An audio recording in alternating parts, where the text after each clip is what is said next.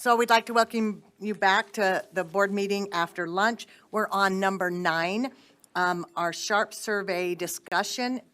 We will have an hour set aside for this discussion.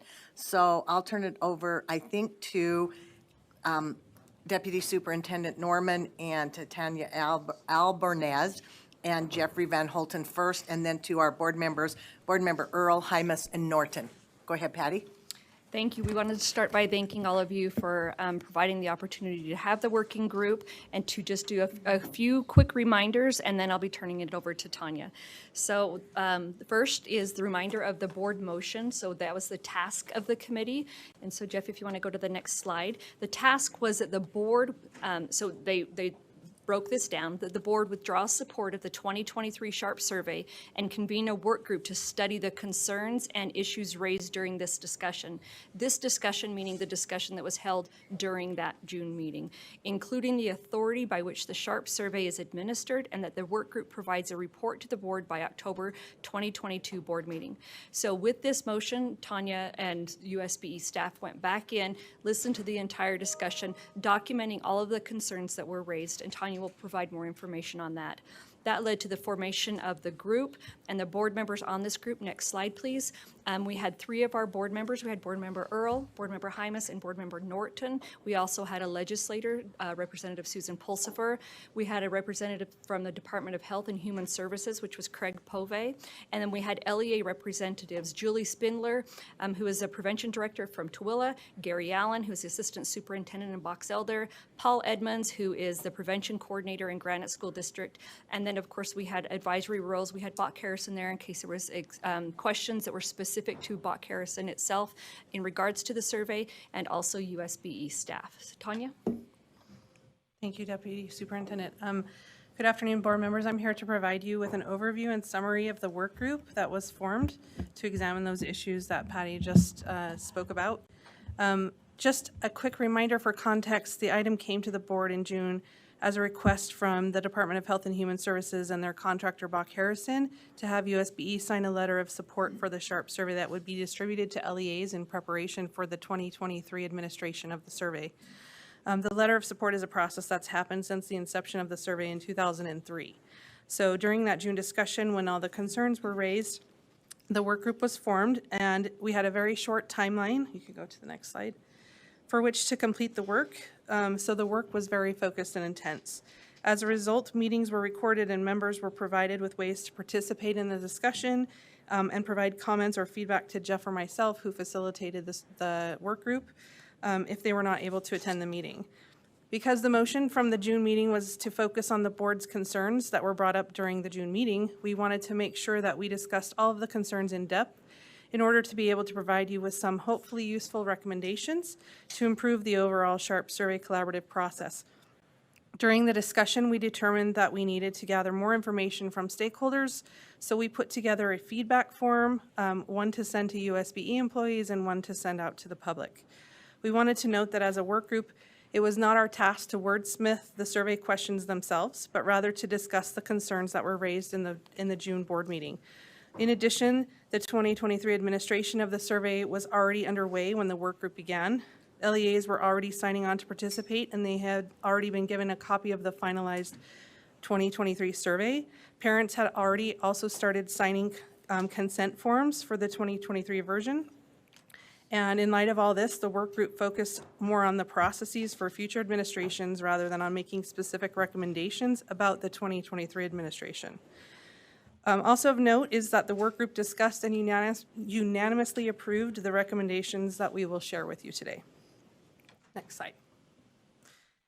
The work group held 3 meetings that were 2.5 to 3 hours in length. During those packed meetings, you can see on the slide the tasks that we completed. We created the feedback forms that were sent out to the public. We held in-depth discussions about the concerns raised by the board in the June meeting. We provided space for a candid discussion with LEA representatives about the successes and challenges of the frontline administration of the SHARP survey. We discussed preliminary results of the feedback forms, and we ended our work by creating 9 recommendations that I will share with you in a moment. Next slide. As we looked at the concerns that were expressed by board members, staff determined that they could be categorized into 4 broad categories that you can see on the slide. Concerns about the questions, concerns about the SHARP survey administration, concerns about the data, and general questions about SHARP. For context, I'll enumerate each of the concerns in a moment, but I wanted to mention that these categories were also very useful in conceptualizing the feedback form that was sent out to the public, and questions about each of these were included in that feedback form. As we move through the process, I will provide with you the concerns that were expressed in the board meeting, and then we will summarize a little of the discussion of the work group. First, the concerns about the SHARP survey questions. In regards to, so these concerns were about SHARP survey length, including the 6th grade survey, questions that SHARP questions are leading and sensitive in nature. The SHARP questions are not reliable or valid. The SHARP questions could have unintended consequences or lead the student to participate in problem behaviors, and the overlap in questions from SHARP and other surveys that were required to administer from USBE.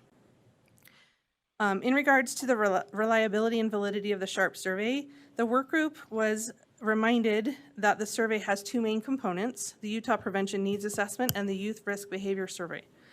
Both of these tools have been through the rigorous procedures necessary for research instruments to be considered reliable and valid. We were also provided with several studies that concluded that asking questions about suicide and substance use does not lead to those behaviors, and we can provide references to those studies if board members would like. In the work group, we discussed the efforts that we have already been made by DHHS and Bach Harrison to reduce the survey length. Some of these efforts include making the survey available through technology, the addition of skip logic, meaning, for example, that if a student answers that they have never smoked, they will not be asked further questions about smoking. Another item that was implemented to address the length of the survey is the Form A, Form B approach, where some students are asked a set of questions on the Form A, and other students are asked the questions from Form B, so not every question is asked to every student. Tanya? Yes. Board Member Lear, did you want to interrupt? I wasn't sure if we should ask questions while she's talking or save them to If you the would end. write them down, I think that would be most helpful. I'd appreciate that. I did that. Thank you. Thanks. Thank you. We do have recommendations that address the items involving the survey length, the sensitivity of the questions, and the overlap of with other surveys that I will address more in depth when we present the recommendations in a moment. The next slide.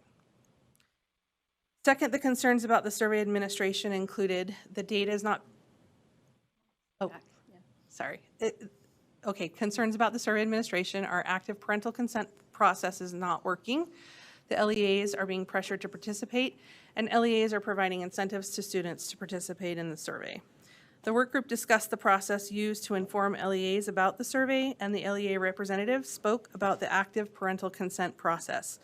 One thing to note is that there were only a small group of responses on the feedback form that we sent out to the public that mentioned that students were incentivized. Most spoke to how this happened a long time ago. We also learned that some LEAs or schools may be providing incentives to students who bring back the parental consent form rather than an incentive to take the survey.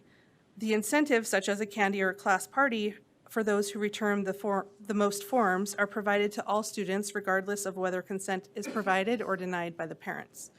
This practice may be causing some of the confusion or assumptions being made that students are being incentivized to take the survey. Bach Harrison also provided information to the work group about the specific procedures in place to address obtaining active parental consent for the survey and how they educate LEAs to incentivizing participation on the survey is not appropriate. And some of the discussion and recommendations that we will discuss in a moment will lend to how improvements may be made in these areas. One of our recommendations will also address concerns regarding parents having little information about the survey and how we can improve the parent consent process. Go to the next one. Next, the concerns about the SHARP survey data usage includes that the data is not being used and there are limitations to the data. The survey is not preventing anything. Questions regarding whether there are other ways to collect the information, that the data is only used for grants, and that the data is inaccurate due to the students not taking it seriously. We have collected information both from USBE employees and from the public through the feedback form on how the data and people have described it as being used in a wide variety of ways. We will provide you with a broad overview of some of that information in a moment, and the board will have the option of looking at the information from the feedback forms more closely in the future. Generally, what the information we gathered shows is that the data is used to drive decisions at the school, community, and state level for prevention and mental health. We have gathered specific examples of that data usage and how it's used by stakeholders, and we can also share those upon request. The main purposes cited for the use of the data is to collect the data to assess needs, inform the implementation of prevention-based initiatives, and to evaluate outcomes of those prevention programs. According to all the information we gathered, applying for grants was only one of the uses for the data. To address one of the other concerns, LEA representatives described that the data is not meant to prevent anything, but rather to provide the information to help them know overall if prevention programs are working.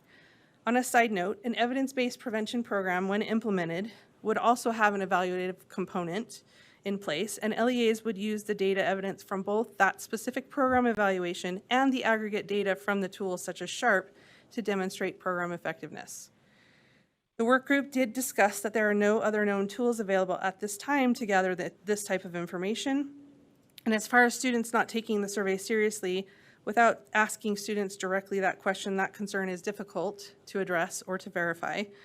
If you do look at the data trends from SHARP over time are fairly consistent. And if students were not being honest, you would expect to see those trend lines all over the place.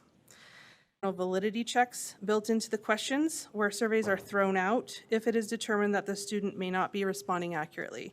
For example, if the grade and the age of the student do not match, or the students answer that they have used a fictitious substance that's built into the survey, then those surveys are taken out and the data from those surveys are not used and it's considered invalid.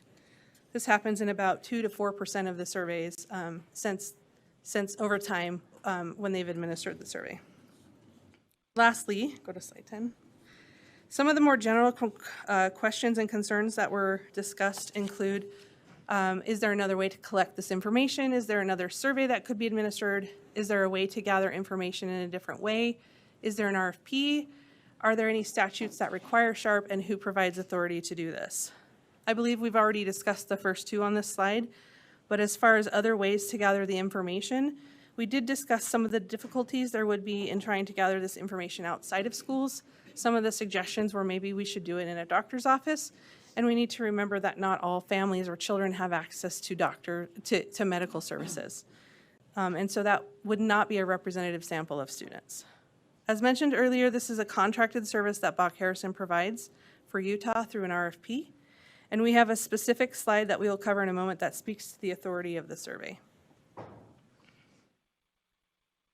I mentioned that the work group sent out feedback forms to the public that you have likely seen.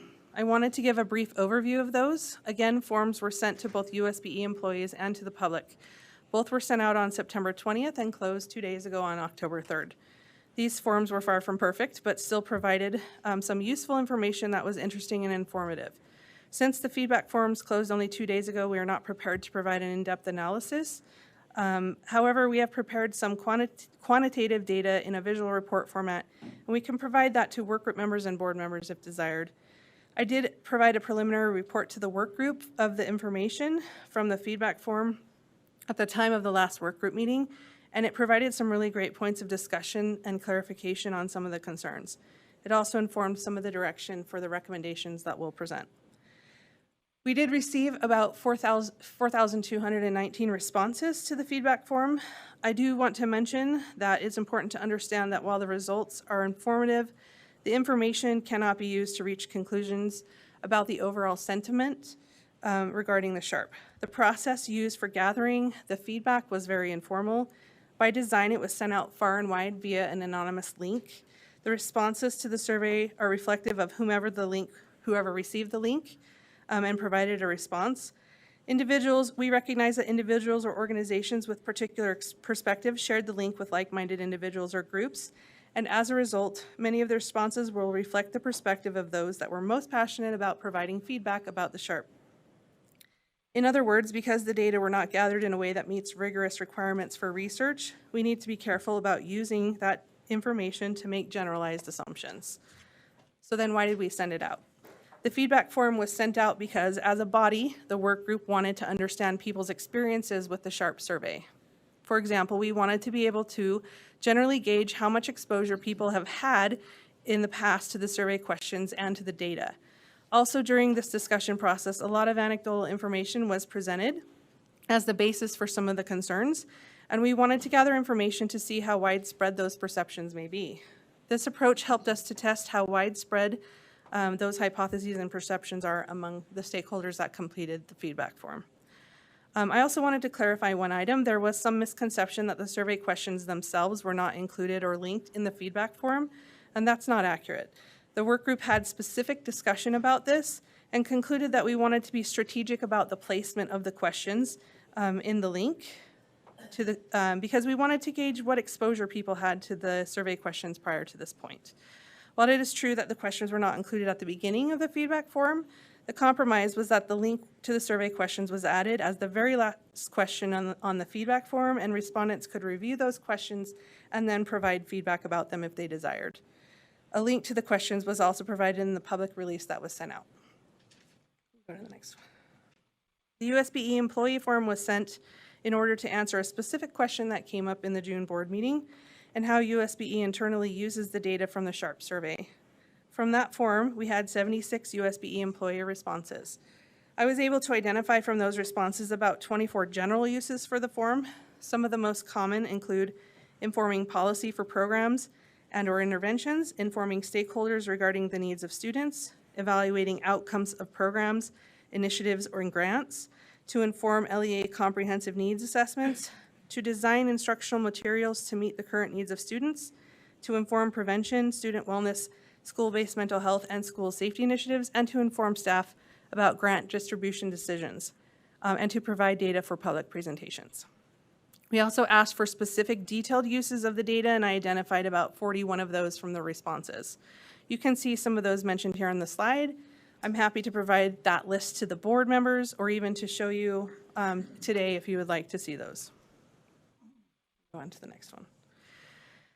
To speak to the motion from June's board meeting that we specifically address the authority by which the SHARP survey is administered, I would like to explain that USBE is a partner and collaborator in this process, but we are not the owners of the survey, and we do not provide funding for the survey. DHHS is the entity that received funding for the survey in a line item from the legislature, and they contract for administration of the SHARP through an RFP process. Harrison is the current contractor for the survey through this process. DHHS has included USBE in the planning process since the survey began in 2003. It has primarily been staff that has been involved, and this will factor into some of the recommendations later. There is no statutory requirement for SHARP in the education portion of Utah Code. However, to speak generally to the authority for administering the SHARP survey, which was a part of the motion, I have provided you on the next couple of slides with sections of the health code that give the authority to DHHS to administer the survey, and one section of code that requires recipients of a grant program to address one or more risk or protective factors identified by SHARP. This is a grant program that's administered by local health departments.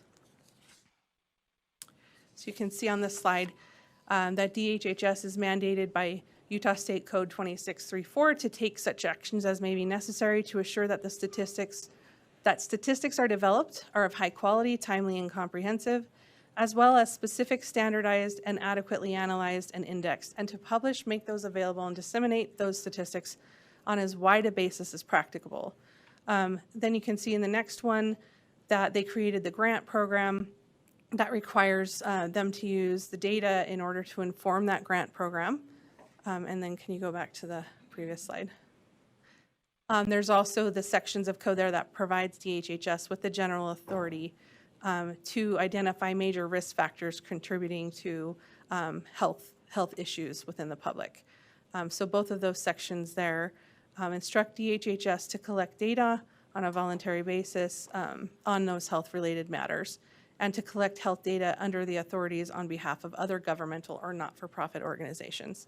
So that gives, those are the sections of code that provide DHHS with the authority to do an effort like the SHARP, and they have determined that this is the effort, one of the efforts that they want to put in place in order to address these mandates in code. So that brings us go ahead to the next, to the work group recommendations.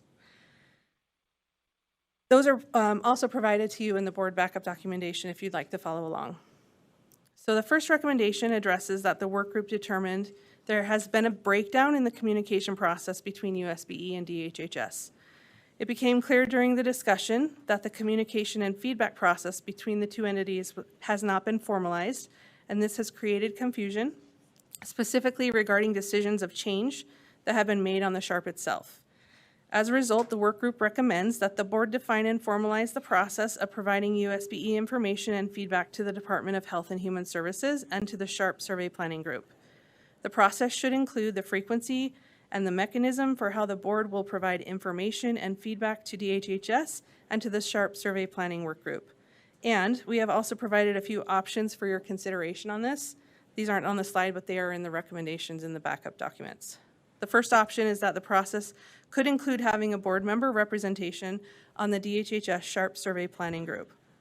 And the next option would be that the process would include forming an ongoing USBE task force or work group dedicated to addressing issues related to SHARP, and the information and recommendations from the group would then be provided to the SHARP Survey Planning Work Group. And it would need to include things such as how often that task force should meet. The next part is that the process of communication should also include the frequency and mechanism for how DHHS should provide information and responses back to the board regarding decisions made about the SHARP survey that resulted from the board recommendations. We also provided with a few options here. The first option is that information will be included in regular written reports to the board regarding the work being done by the SHARP Planning Committee. Another option could be that board staff would provide regular reports back to the board during board meetings, and these are just options. You can add others as well. Lastly, the work group was made aware that the board has never had a presentation about the results of the SHARP survey. We felt strongly that the communication process would benefit from a summary presentation of the results of each distribution of the SHARP survey to the board.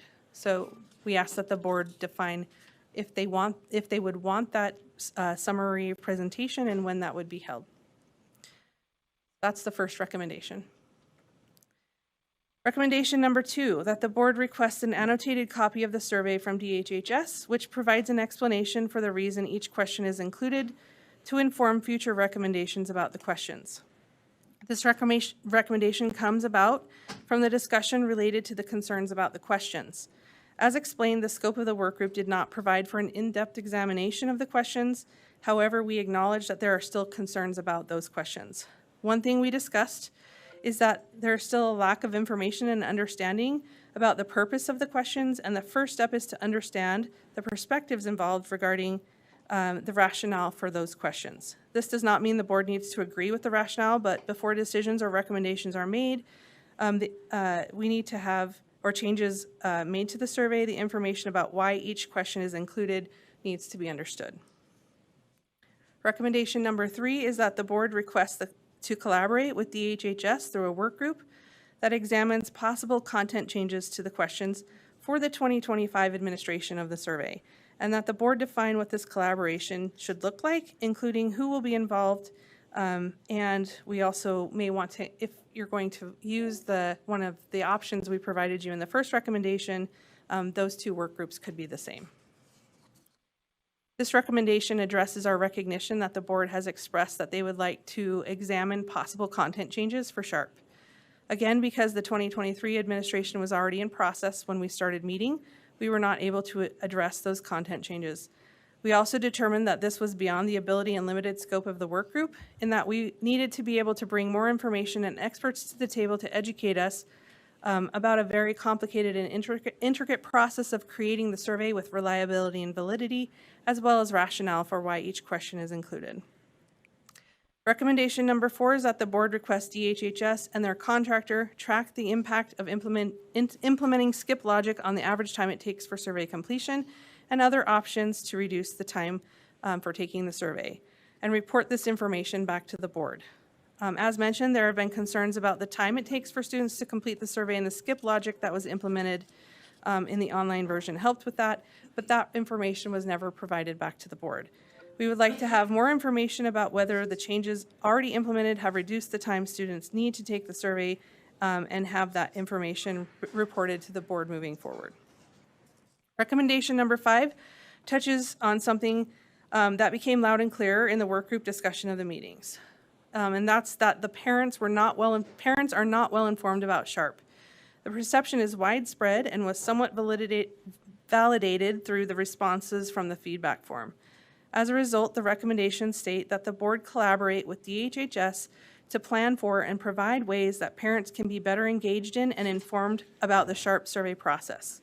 We have included some suggestions of items that could be included in that in order to create a comprehensive effort, such as developing parent webinars and other information tools that may be provided to parents. We have also provided some suggested standards to guide parent engagement efforts that you can see, and you can see those items on the screen. Parent engagement efforts about the SHARP survey to parents should include those items in order to be comprehensive.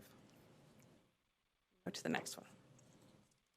Recommendation number 6 is that as a result of the board's 2020 resolution about the SHARP, DHHS provided information to help us understand that the resolution was discussed and decisions were made about each of these points that the board brought up in 2020. But we realized during the process that, again, there was no information provided back to the board about what happened as a result of that resolution. So the recommendation is that DHHS provide a response to the board regarding how each of the following points in the 2020-01 board resolution were addressed for the 2023 distribution. And you can see those points from the resolution on the screen. Provide validity and honesty checks, avoid duplication of items, prepare questions that seek protective factor participation, avoid the possibility of advertising a product or brand, consider carefully the use of declarative items, and promote a positive, proactive message to students. Further, the board, we would like that the board decide which of these points, if any, should become part of a framework for reporting when DHHS provides information to the board for all future administrations of the survey. We just have a few more recommendations. Go to the next slide. Recommendation number 7 is a result of concerns expressed about duplication between SHARP and other student wellness surveys. It's directed at USBE staff that in an effort to honor HB 300 from 2021, which is reducing reporting requirements, that the board directs staff to work with the HHS to consolidate and reduce any duplicative questions or data points across multiple student wellness surveys, such as SHARP, the School Climate Survey, and the School Safety Survey, and address survey saturation concerns. Number 8 is that the board provide direction to clarify expectations for staff roles in providing DHHS feedback, input, and design expertise into the SHARP survey. Staff have been involved in the SHARP planning process to this point. However, we acknowledge that sometimes we do not have the information that board members have on issues such as SHARP. As the board considers some of the other recommendations and the possible increase of board member participation, staff would like clarity around what roles staff should be playing in these areas. And number 9 is that the board solicit feedback on a regular basis from a wide range of stakeholder groups regarding the SHARP survey. That concludes the staff portion of the report out from the working group for the SHARP survey. Subject to any questions, and now we will be going into Board Member Earl, who will be representing the follow-up from board members. I think we'll just finish on with the presentation and then ask our questions at the end. Thank you. Thank you. We met 3 times, as was articulated, and as we went through the process, as we got to the end, that last hour, half hour or so, there's still questions that loom out there, and those questions, you can go to the next one if you want. As we worked together over the last couple of weeks, we've talked several times about best way to move forward. We know the data is used. We know that people use it for grants. We know that they use it for a variety of things. So there's a few things that kept coming up, I think, in our dialogue as we engaged with one another. I ran across this yesterday. We bought these when we were in Nepal. These are packages of cigarettes. This is old prevention information. You can come look. It's the fear, right? This is Marlboro. And this is the fear tactic. You're showing people with cancer have their face missing, teeth falling out, right? I think we're in an age, or we're at a point where we need to be very thoughtful. And I think as I've engaged with different board members, we've been thoughtful about this, but I think there is a point where we have to start saying, what is the survey? How do we go about moving forward? And what do we do? What's most beneficial for our families and our communities?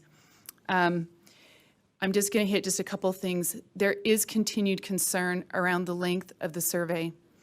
And I've marked my survey up. You can come take a look if you want.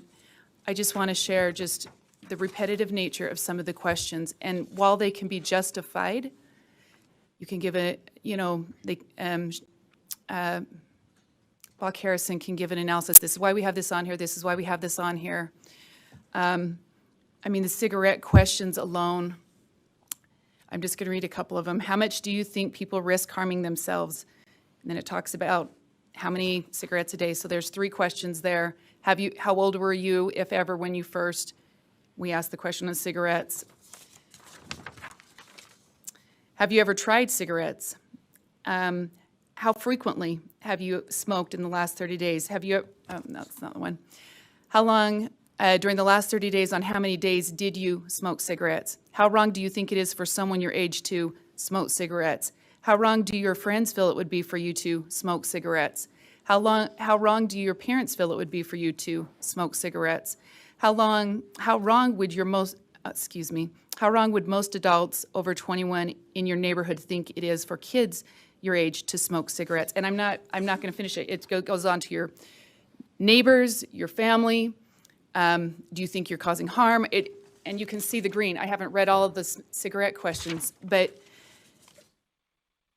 I understand that the health department is required to gather risk information. That is their responsibility and their duty. I think in the schools, I think there's a reasonableness to say that if you're going to use the schools, which the LEA it's their choice, it's got to be different. This can't continue this way. And then, anyways, so that's the length of it, and it's just excessive questions here. As far as the content, once again, if you're asking about family matters, do you get along with your mom? Do you get along with your dad? Are insults happen in your home? We go through a series of very private questions, and I think the person that commented this morning, we're using an axe or something very heavy-handed to ask about family matters, very intrusive. The age appropriateness, we did find through the meeting that we met that they had a decline in the amount of people that were actually approving for the SHARP survey to be used over the last cycle. And the primary reason why we asked, well, what was the reason? It was because of the nature of the questions, the 2 questions we added on sexual orientation and what was the other? And gender. And we had more people opting out for that reason. Parents just simply said no. And then I want to just touch base on the roles and responsibility. And this goes back to, we're moving into an era that we know what prevents. We know what the preventative measures are. And it's interesting to look at the data. You can go back and look at some of the data reports. We had one that was the alcohol use, was it 60 days or 30 days? Do you remember that Mary Johnston gave us? So 60 days alcohol use. And you can see there's a decrease. So it goes from red, from their highest number down to their lowest, which was a dark green. But it's interesting, some of those districts usually are not, actually brought in over $1 million per the administration. So every 2 years, you would have at least $1 million, if not more. So 10 to 15 million is what one said. Other districts, one I know that did not even use the SHARP survey for 5 of those years, had the same decrease. So the question becomes, we've got to start asking a little deeper question. Where is our time being spent? Is there are we giving up academic time for prevention time? We have in our standards, we worked with the health department to address our prevention and our risk and our protective factors in our health standards. We were extensive about that. We have numerous programs that we run in the schools. I think it's time to start saying, where's the balance in this? And does it need to be balanced in some other way? Whose responsibility is this? And I do think this is a community question that communities need to ask.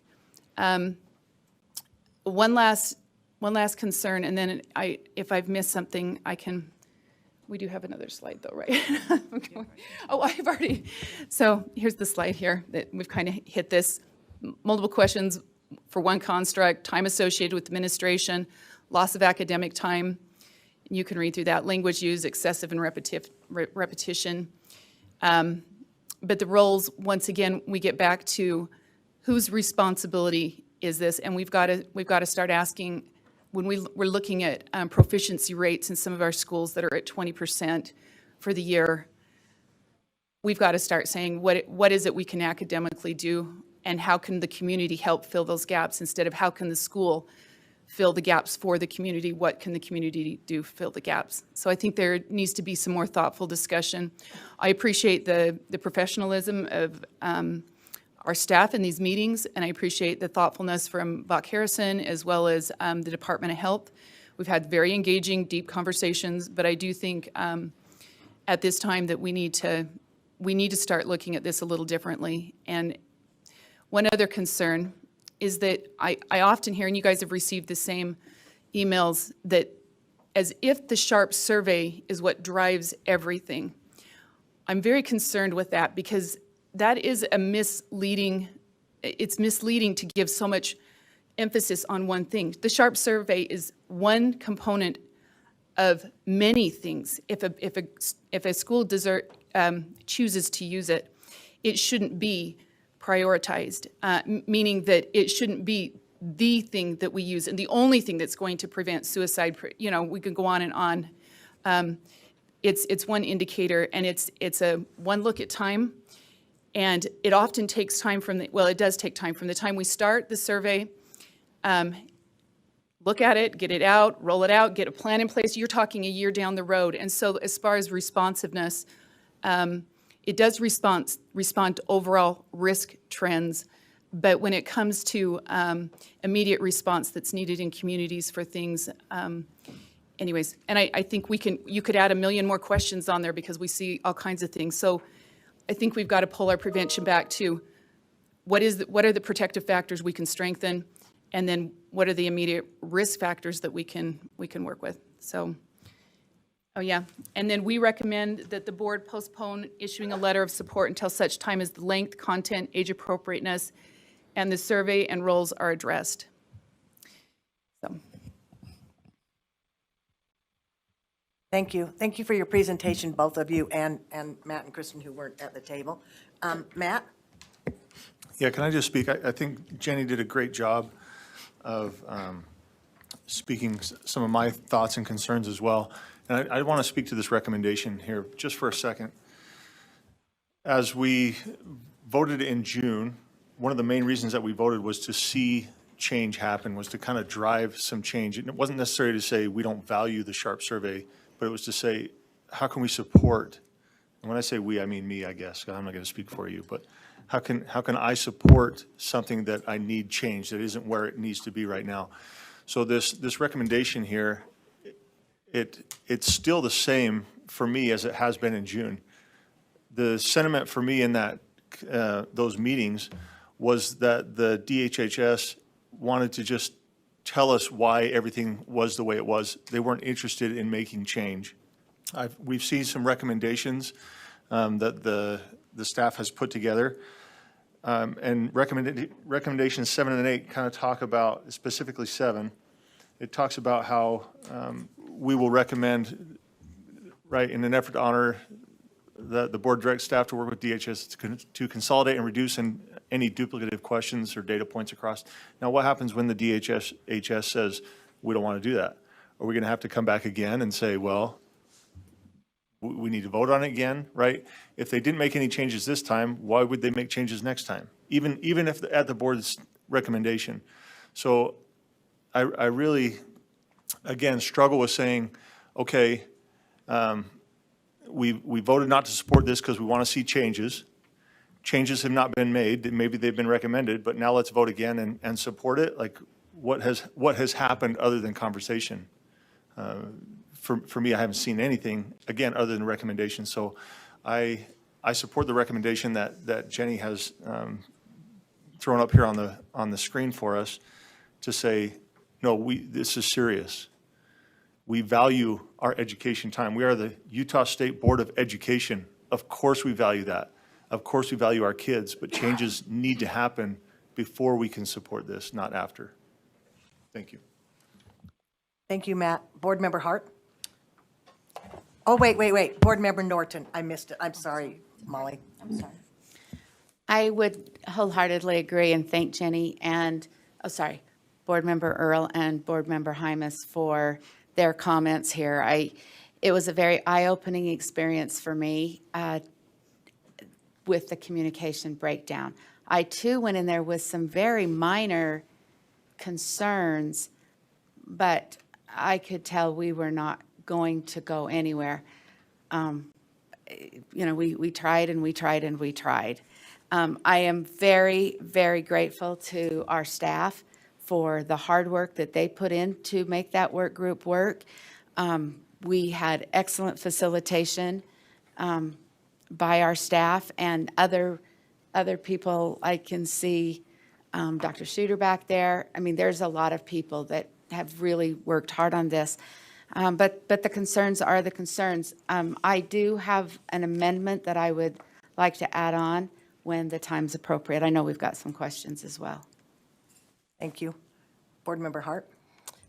I'd like to just add on to what Board Member Hymas said. Not only does it seem like things were not, I'm very confused why the timeline is the way it is and why this wasn't started. I mean, it just seems to be emblematic of the disregard for concerns. I also don't understand why the 2023 survey is just moving forward. It's October, and the survey window won't be for quite some time. And whether you get parent consent or not, that doesn't mean we have to give a survey. So there's just, and as a practitioner, since 2017, I've been asking these questions about, in particular, the 6th grade survey. I also don't understand, and maybe I missed it because this is a lot of information, but why is this not sent out on an RFP if the survey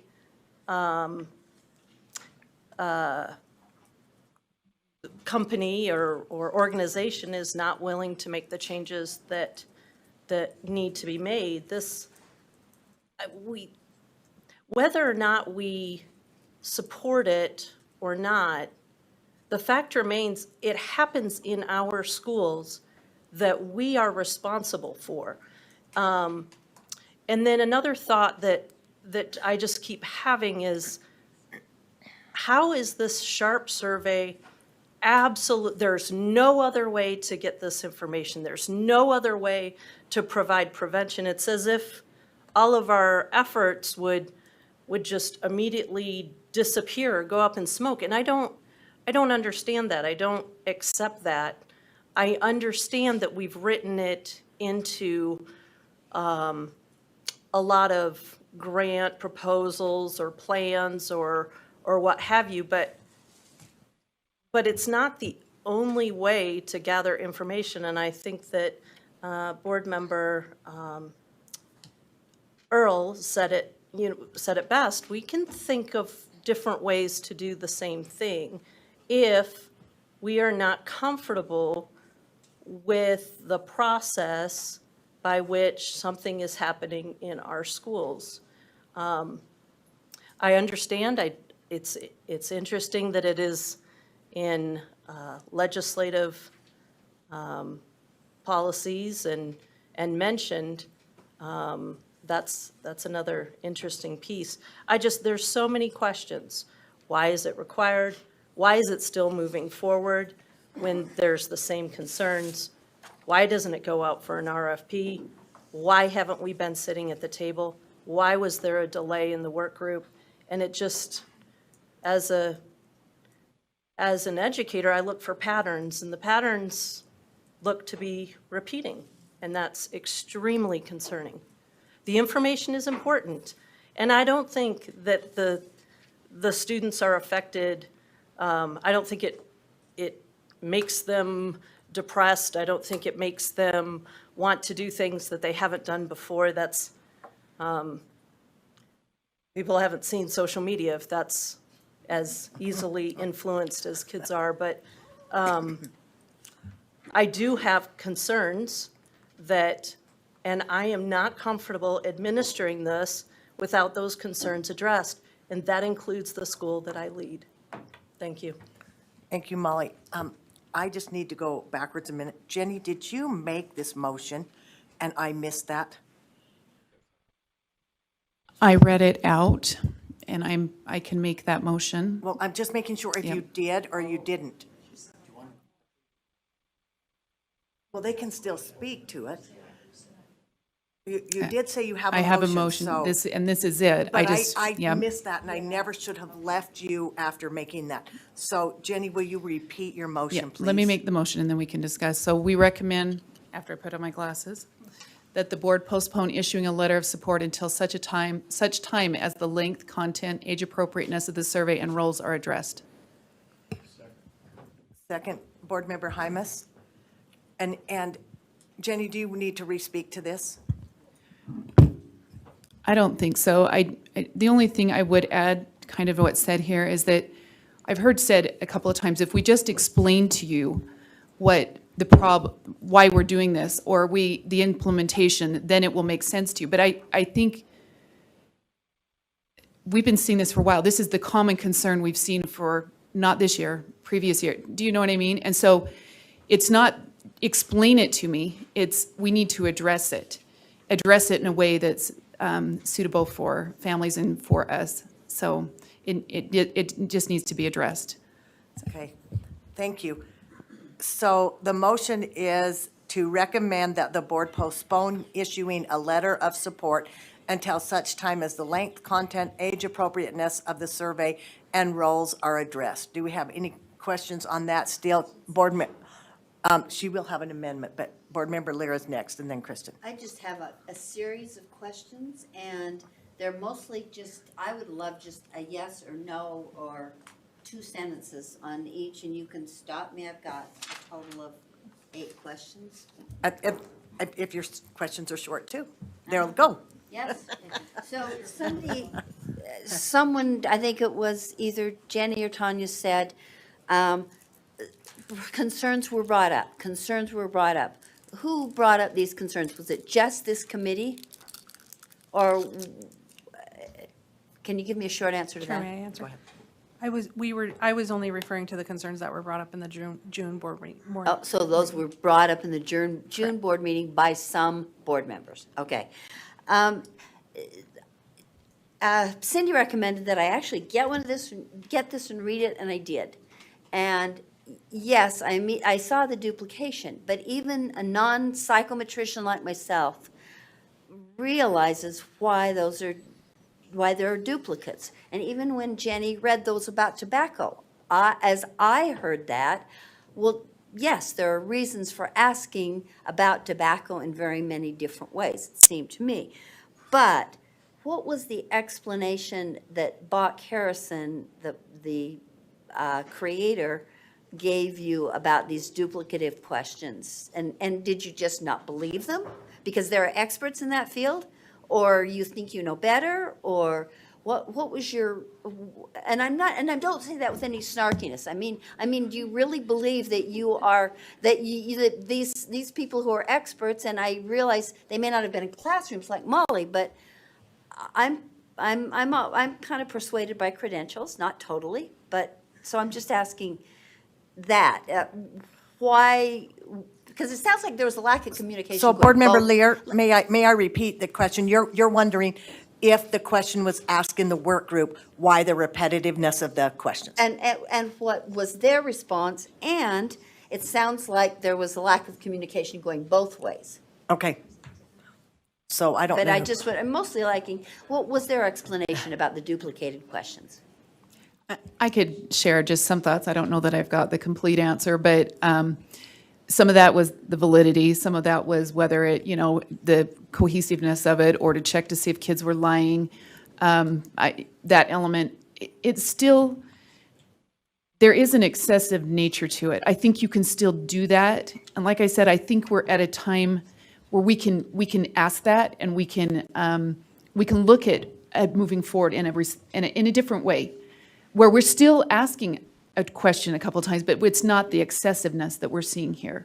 And especially around something that we've seen, some things we've seen decreases in, other things we've seen increases in. So, there's a certain nature to that too. And so just don't know. short follow-up, that's enough, that's helpful. Okay. And just as a short follow-up, and when they explained they bought kerosene, you just didn't believe or didn't buy their explanations, is that what you're saying?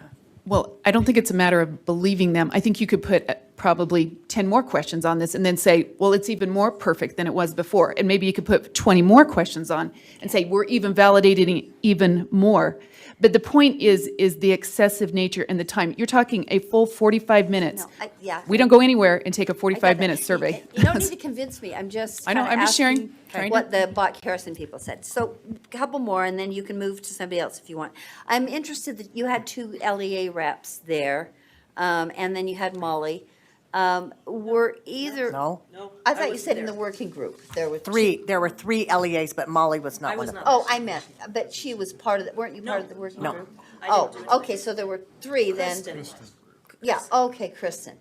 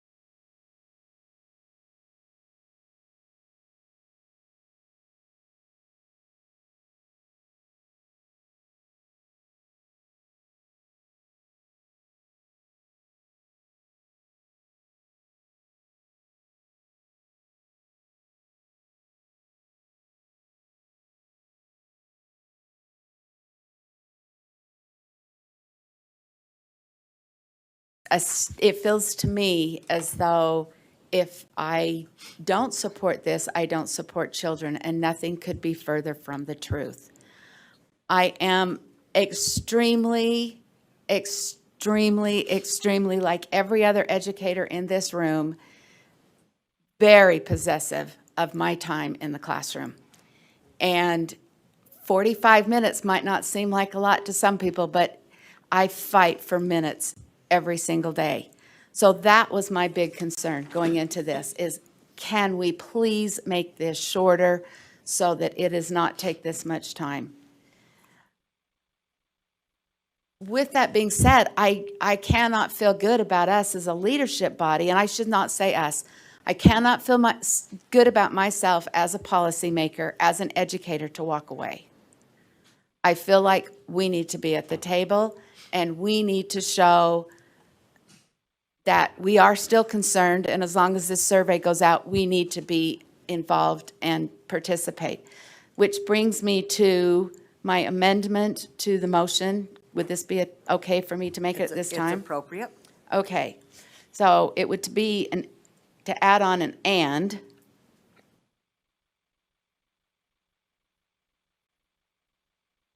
Anybody do a control plus there?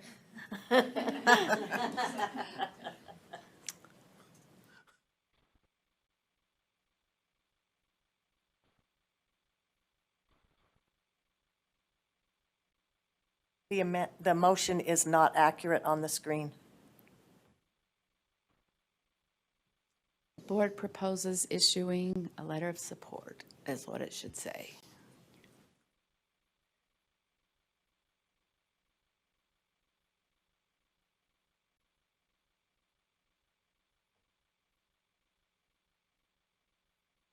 Okay, we got the board postpones.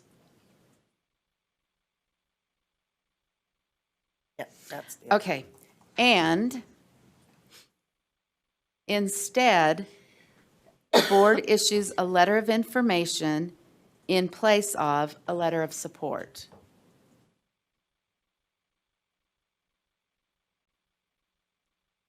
Period. Furthermore, Wait just a minute. yes, Who's driving? Are you getting it? Say that again. Yeah, it's an amendment. A letter of information.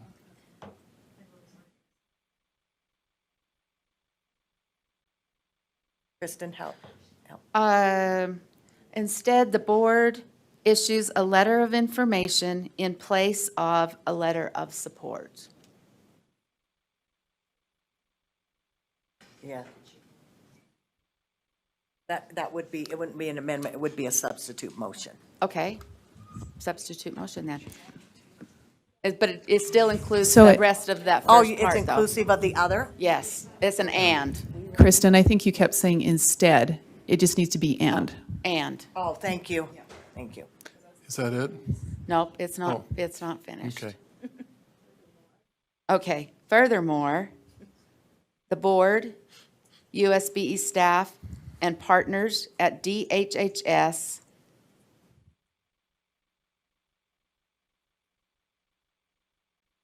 work to implement the recommendations produced by the working group for the 2023 distribution where possible. The comma, the 2025 distribution and all future distributions.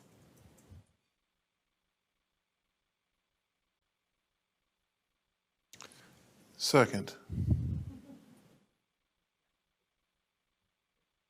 Okay, so we have a motion and a second. The motion is the amendment is to add the following to the end of the and that the board issue a letter of information in place of a letter of support. Furthermore, the board, USBE staff, and partners at DHHS work to implement the recommendation produced by the working group for the 2023 distribution where possible, the 2025 distribution, and all future distributions. Any discussion to this motion? So this amendment, you're up, Brent. Can I only speak to that? Amendment. Yes, the amendment Amendment. right now. Okay, let me, Who wants to speak? to So- the amendment anyway? let me connect it this way. I think this finds the balance that's been spoken of. We have to have a little teeth in it. And if there's no teeth, then what do we get? Maybe nothing. I want to emphasize that. I have a couple questions. So we met on June 2nd, and that's when this all began, right? When was the first meeting held? October 6th. Oh, September. Yes, September 6th? yes. So,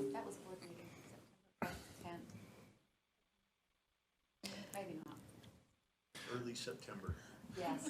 anyway, September's a great month. Anyway, that's bothersome to me. And let me ask another question, I'm going to come back. So, for alterations to the survey,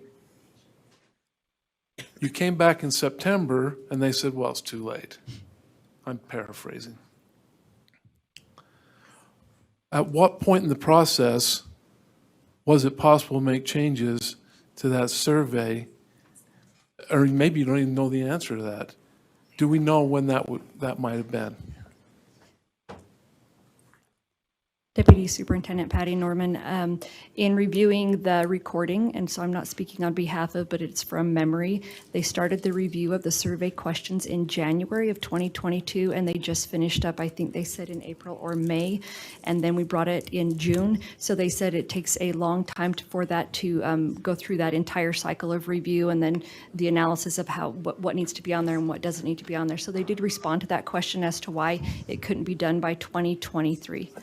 Okay, And- so that softens quite a bit, my comments on that. I don't have quite as much angst in regards to that. The Sharp survey is completely opt-in, is that correct? Yes, that is correct. And that is also not just parents opting in, but also their children. But LEAs, is it completely opt-in for LEAs? It's completely optional for parents to opt their child in, for LEAs to administer the survey, and also during the survey, a child can skip questions. Okay. So there's even once you're opted in, you can actually opt out and not answer the whole survey. Okay. One thing. The can I add one- oh, go ahead, sorry. which I learned during this process that I didn't know, a teacher can opt out too. And what I mean by that is the teacher can choose not to administer it in their classroom, and they Okay. often get back blank. So I don't know that that's common knowledge, but a teacher can choose not to engage. That's the LEA's message that you are supposed to do this. Yes, Can an LEA opt out of specific questions? that would be a good question, because I don't think that's happened yet. I think that they've added questions too, but the removal of has not been addressed, and it probably needs to be addressed. Chair, would you like us to continue this discourse, or do we need to come back to you each time? Well, I think it's probably a good question to be answered. Okay. And I also ask, were we not told that we couldn't change questions for the 2023? And I don't get it because I live in the online world. In answer answering his that question, Tanya has the answer to that question. I'll do my best. I did ask this question specifically, and I was told that as part of the, let me see if I can get this right. As part of the validity and reliability of the survey, there are certain questions that may not be removed. And so what I was told was that LEAs would need to contact Bach Harrison directly to talk about which questions they would want to remove and determine if that would be possible. I don't know which questions those are, so. Your light's off, Brent. You can have one more. I'll make a statement then. Okay. We Thank can come you. back to you, but Okay. Well, I will be as succinct as possible with me. So in my discussions and in emails I've received, but specifically I've been interested in what the LEAs in my area that I represent, what their views are.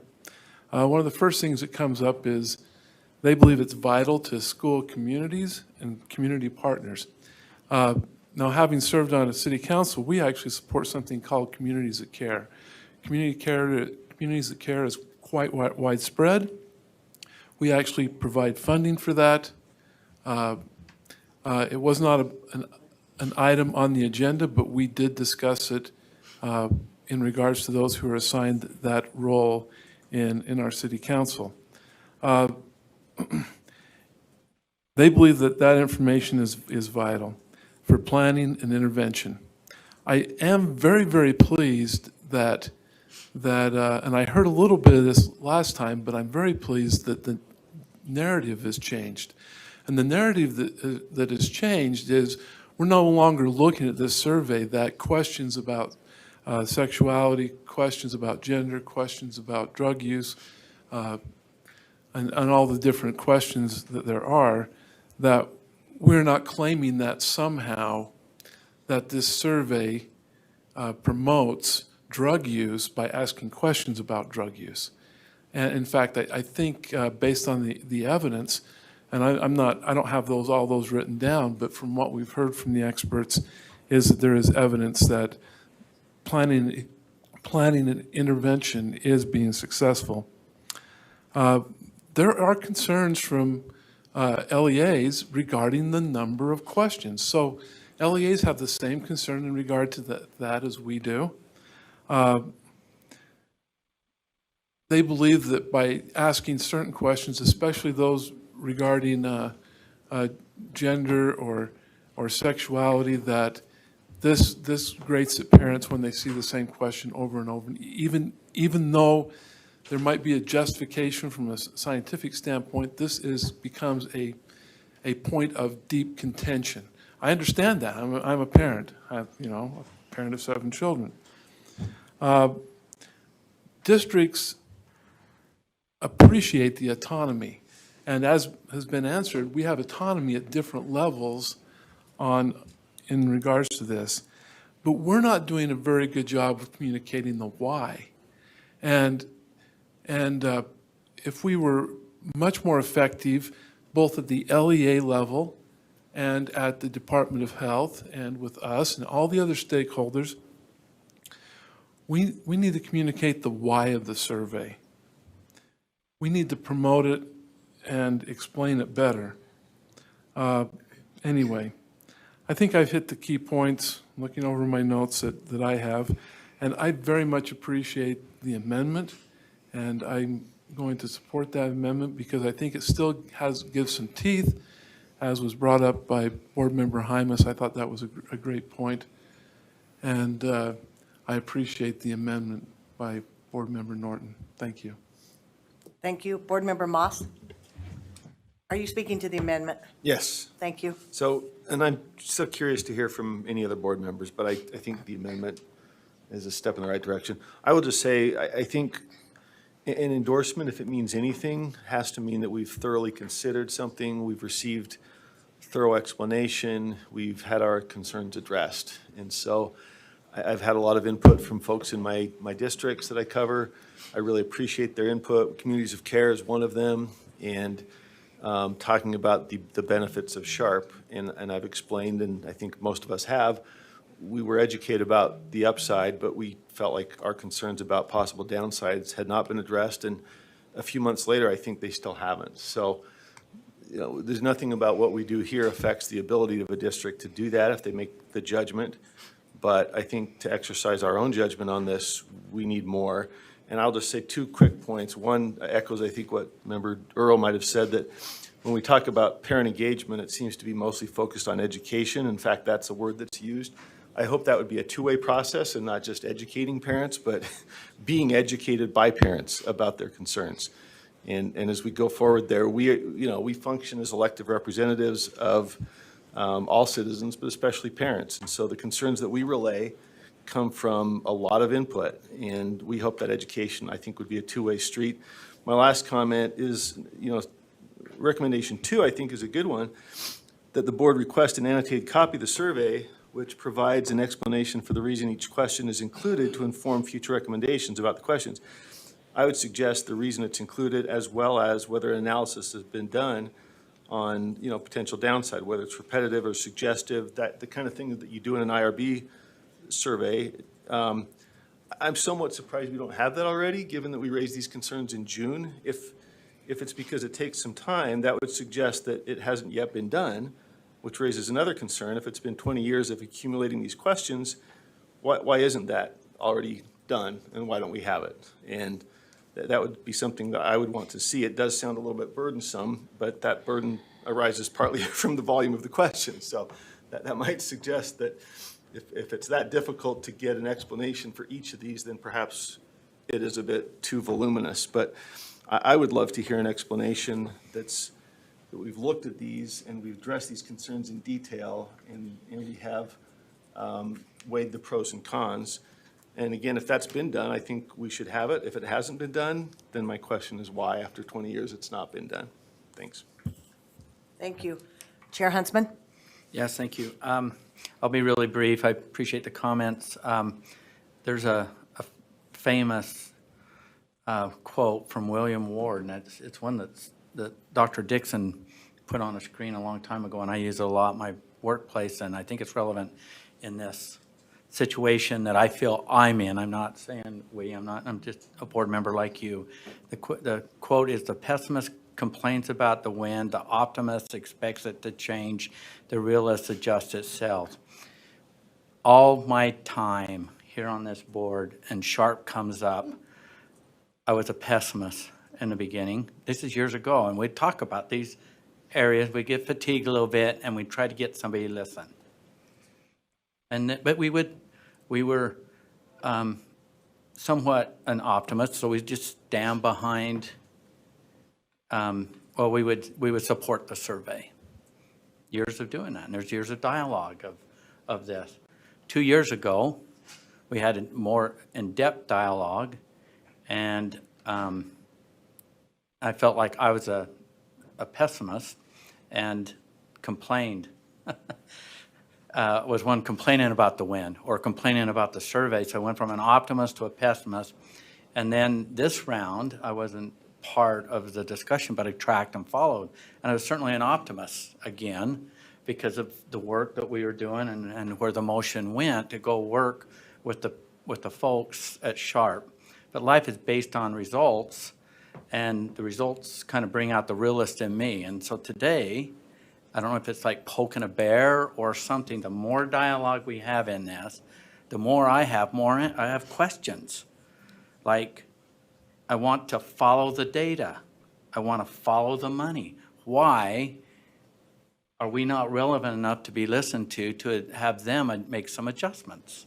When I say them, it's those that are in charge, the ones that are getting the funding, the ones that are putting the questions together. And so I want more. I'm in less support because of the lack of actions from somebody listening to this board over the last couple of years. That's just my feeling. And so the realist in me says, I want to adjust the cells. Well, this motion or this amendment kind of adjusts the cells. But I don't think we're going to ever be relevant unless there's something in statute that has us a seat at the table.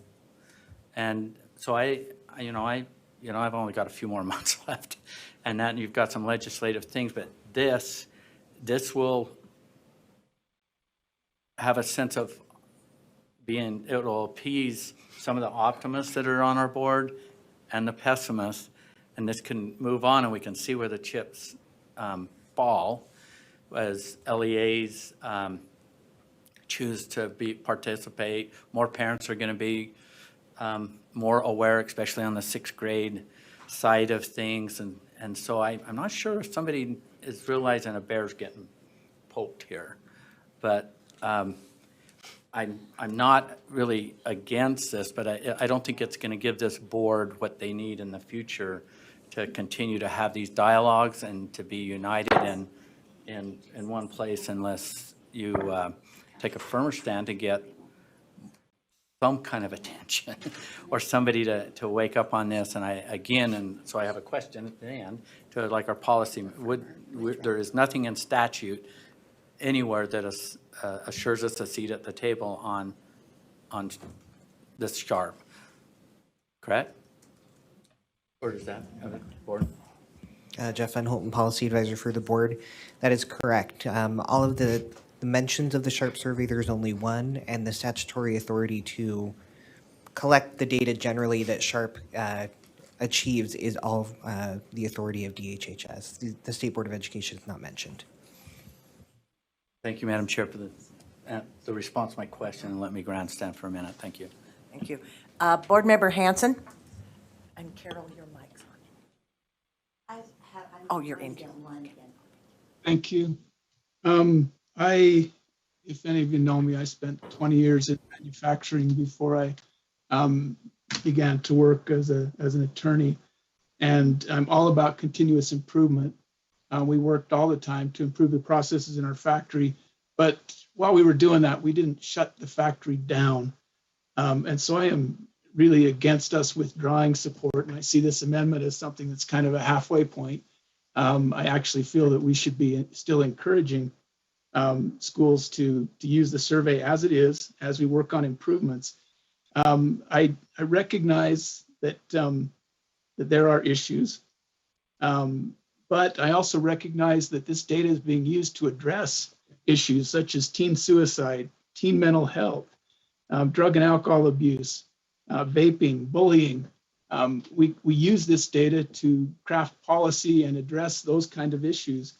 And to cut off the supply line and not have that data will affect not just us, but many different organizations, which we've heard from, that are doing good things in the community, that have our kids' best interests at heart. I don't want to disturb the continuity of data. I think it would be a mistake for us to withdraw support, certainly, but even just to send out an informational letter, I think sends a message. And I would encourage, recognize that there are issues that we're working on, but encourage LEAs to use the survey, to be able to collect that data. If we're not able to sort things out with DHHS, then I would support what Chair Huntsman just spoke about, legislative action, or even coming up with our own school climate survey. I think that would be to have redundant surveys wouldn't make sense. And I would hope that cooler heads would prevail and we'd be able to get things sorted out with DHHS. But right now, to just square off and say, hey, we're not going to support this because we can't get along with our fellow government agency here in Utah, I think would be a mistake. So for me, I think it's irresponsible for us to withdraw support. This amendment takes us a step closer where we're not withdrawing it, still putting out information.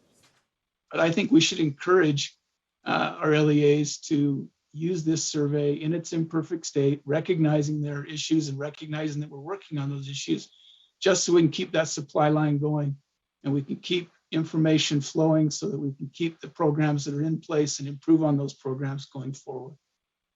So I'll support this. If there's a chance, I'll make an amendment that we encourage LEAs to take the survey.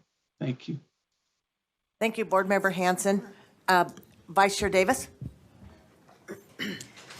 I think I'm going to speak in favor of the amendment. I think it's a good interim solution. I think it's not an abandonment completely of the SHARP survey, and I think it's not an endorsement of it either. And the letters we currently send, I've read, say all that language. We encourage you, we ask you, we invite you, all that. That to me shows support. But I think we also shouldn't be asked to support something that we haven't been able to wrap our heads around, and I've expressed concern too, particularly on the 6th grade survey. I do have questions. My concerns are around the first three, and maybe I need to save this, Chair.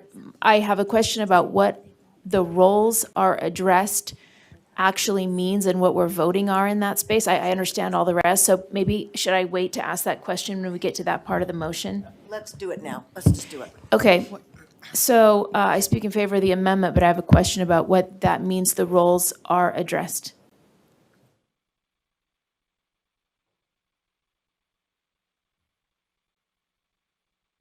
Jenny, that was your motion. Oh, I'm sorry. Please, I apologize. Will you? What does it mean? Oh, it's okay. roles What does are that addressed? mean, roles are addressed?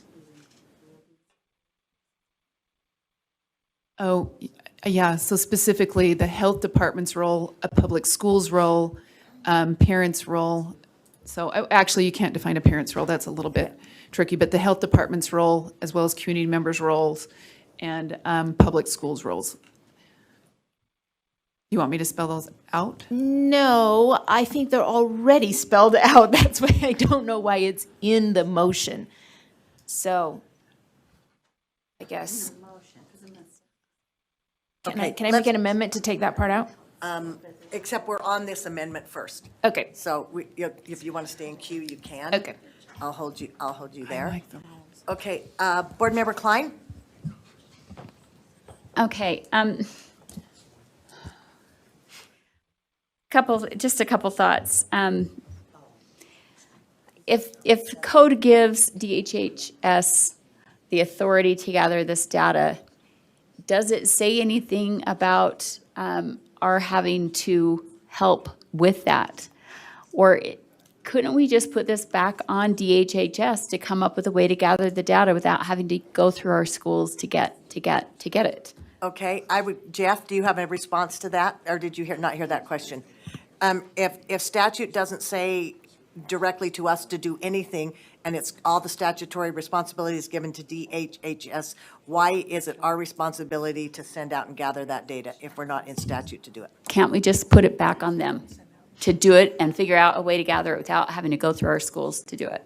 That would be an option. I mean, we do not, at the state board level, we don't have any role really in the collection or the administration outside of the letter of support you typically issue. That's really your only role.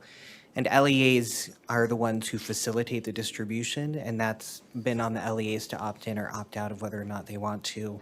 So for example, in 2021, you had 40 of the 41 school districts opt in, JUAB being the only school district that did not. And you had about 20 plus charters that also did. So you have the vast majority of students being exposed to the survey, but again, that's up to the LEA. And DHHS approaches them, and the LEAs are on their good faith to allow or not allow. Okay, so it seems, may I follow up? It seems to me that this is the reason DHHS is not incentivized to listen to our input, because they don't need it. They can go straight to the districts will accept the survey the way they have it, because we don't have a role other than to give our support or not. And so I don't really see, it seems to me like we're wasting a lot of time spinning our wheels for something that we don't have control over. So I would make a motion that we put it back on the DHHS, and if we need to get something changed in statute, that we do that in order so that we can we can say, yes, this is allowed in our state, or no, it's not, or there's got to be another way, because right now this is going to keep coming up, and obviously we're wasting our time and breath because we don't have any authority. Is that correct? Yes, I would add you do have influence. So that's the big question. How much influence do you feel your support or lack of support has? But that is all you have. Okay, I'm just trying to get clarification, Natalie, on if you can make that motion that you've asked, or if because it would be a new motion. It's not a motion to amend. So can she do a new motion here? Can I do a substitute motion? I'm just verifying, Okay. since we're in the middle of an amendment. Yes. Okay, yes, Okay, you can. so I would make a motion that we don't give our support. I don't know if we need help rewording this, but that we don't reissue support, that we put it back on DHHS to do what they do. I'm sorry, terrible on the fly. But I would also add to that to direct staff to work with the legislature on language that gives us a role if this is not thought out. How is this Okay. best to do this? All A right, so- policy request, I'm trying to think what that policy request should be. Natalie, can I hold Based on the that one? discussion. When we do our policies, I will get you in queue, and you can put that in when we're talking about policy requests, next item for Sure. that piece. But for the previous, Are you not going back to what the original motion was? Is that your request? Can someone show me the original motion? Can I point of again? order? Yes. I think, I'm asking a question in my point of order. Would she need to make this motion, or would we just let it just go. not vote on the other motion? Because the motion that's standing right now is that Yes. we haven't Don't given hold support. Right. That's true. So, So when we get to that, the policy part, I'll put that forward if we can think through that through a Right, little you bit. vote no and no if. Right, we just vote no on that. So I would, Thank you, Vice Chair. Okay, Can I tell you a Yes. point of order a little bit? Yes, go ahead. Whenever you have somebody bring something forward to you, and whether it's a committee or a working group, and there's a presentation, it's important that you receive it. And you usually receive it, if you receive the recommendations, that means the body takes it. There's a handoff from that group, and so there's not any motion being proposed here to receive, which normally when we have had a knockdown, drag out with our attorneys on this, we've accepted their recommendations. We don't have to act on their recommendations, but we're in receipt of the recommendations. I think the amendment does do that, Chair. The amendment it would do do that? that, where it said that they would follow the recommendations. Would Okay. that be appropriate? But if you're Okay. going back to, Oh, if we but go you're back also to here. talking, no, you're also was bringing up, okay, what if we just don't do anything? Okay, all And so right. that's why it's putting you back. Well, I think it's really important for you to do something that this body is in receipt and if this of doesn't pass. that Yeah. working group's information at a minimum. Okay, And then if you were to do nothing, moving forward, if somebody doesn't put a motion to support, then nothing happens. You don't make a motion to receive and not support. okay. So sorry. I'm No, I just- appreciate just for that. Thank you. housekeeping. Okay, thank you. Board Member Lear, did you have another question? I have a comment to the motion, if that's okay. Okay, you'll need to move your mic. Oh, Thank you. Did you think I was shooing you? yeah, thought you were putting me off. I have a comment to the motion. First of all, I agree with much of what Natalie just said, in that the horse is out of the barn, we're straightening deck chairs on the Titanic, use whatever cliche you want, but the DHHS has moved past the board. Yep. And I think we can hold our breath and stamp our feet, but I think it's unfortunate that there was the lack of communication, but no offense to anyone involved, it sounds like that lack of communication went both ways. That there was some mindsets in both positions and nobody seemed ready to talk to each other. So that's unfortunate. So I do support the motion as written. What I do not support, and I don't read that in the motion, is I don't support these recommendations as written, because I think I feel like they're very anti-sharp, and I think that if we submitted recommendations, they should be neutral, they should be unbiased if we're not going to take a position. And so I feel like I absolutely support the motion, but I don't support the recommendations as they're written. And the third point I have in terms of, well, shouldn't we do something? These are our schools. These are not our schools. These schools literally belong to LEAs. I am a local control person. Thought most of you were. And I think if I have a hard time saying that, DHHS feels like it wants to go directly to LEAs and negotiate with them, I'm a local control person, and I feel like that LEA should have the ability and the authority to do that. It's an absolutely opt-in. It's optional at about 5 different levels. There's nobody's given me any proof of coercion or deceiving anyone for anything. So I believe in local control. I support this motion. I don't support these recommendations, and so there we are. Then you have to amend. Clarifying, you would have to amend this if you don't agree with the recommendations, because it's part of it. motion about recommendations. Oh, yes. And implement the recommendations produced by. Implement recommendations, well then, I would like, I'm sorry, your head must have been right. Let me cut it off, and then you'll be able to see. I would say, Turn your mic back on, Carol. okay, here's my amendment to Cindy's amendment, to implement recommendations for the 2023 distribution. So I feel like recommendations are appropriate, but I feel like these are very, it doesn't have to be these recommendations. It can So be- what's your amendment, Carol? What are you Okay, saying? to work, it's very simple in terms of Cindy's amendment, to Kristen's. implement recommendations for the, and so you skip out, leave out, produced by the working group, but for the, and leave in, start again with for the 2023 distribution. So there would be recommendations. Okay, so you're taking out produced by the working group. Right. That would be your amendment. That would be my And for amendment. clarity, who's going to make these recommendations? If you're asking me that, I I'm think just- that maybe a little more balanced working group come together, or. Okay, I just wanted, That's I just what I'm wanted your thinking. thought on that. Another working group that maybe works from, maybe maybe we try again on communication with the HHS. Okay. Point of order. Yeah, go Yeah. ahead.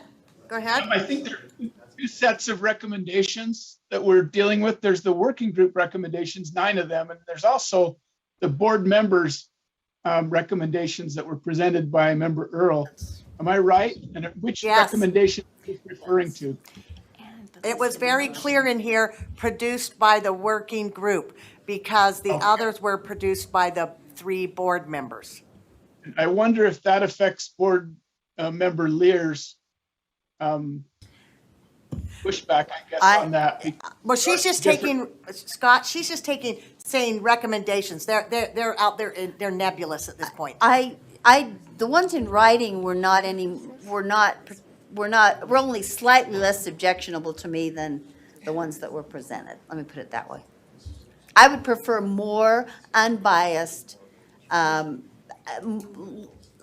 recommendations with more unbiased language. Okay. And that dealt with the positives of the SHARP survey as well as the negatives. Okay, so your motion is to produce by the working group be taken out. Patty, do you have any clarifying before I seek a second? Yeah, just a point of more information, which is during the working group, the 9 recommendations, including DHHS, and then Bach Harrison was also in the room, but they did not vote. They were unanimous. So everyone supported the 9 recommendations that were in the working group. So they developed the recommendations together, wordsmithed them, and then there was full support.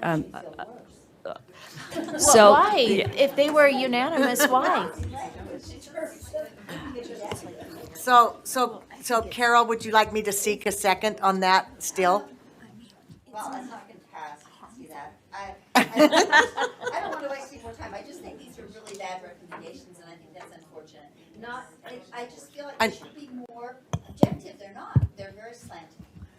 Okay, so are you okay if I don't continue on with? I'll withdraw my motion. Okay, because it's still yours. It's still yours. There's no point in, having, I personally don't like it.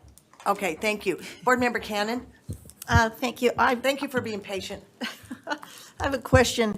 So I think we've established that the authority for the SHARP survey belongs to DHHS.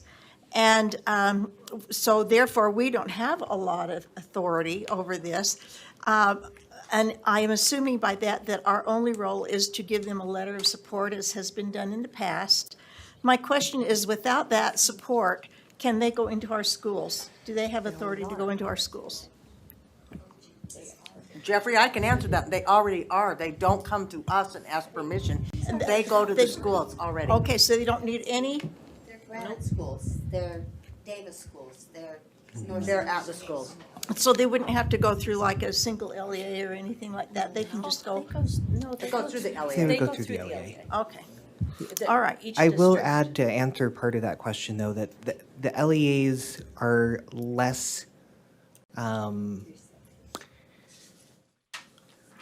they're opting in at a lower rate without your letter of support to kind of give an idea of what your letter of support has done in the past. How do you know that, Jeff? Currently, during the working group, they discussed that they've had a lower amount of LEAs opting in at this point when they're sending out the parental consent forms. So there is a Well, I smaller hope they're not amount. sending out parental consent form because we haven't done anything yet.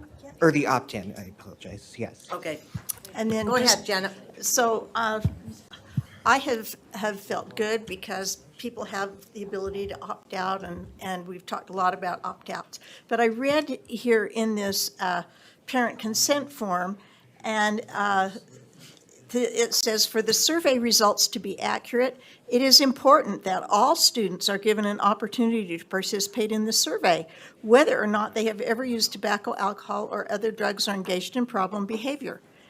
And then after that loaded sentence, it says, please indicate whether or not you want your child to participate in the survey. I think that's kind of loaded language, and I object to that. I think parents should have a more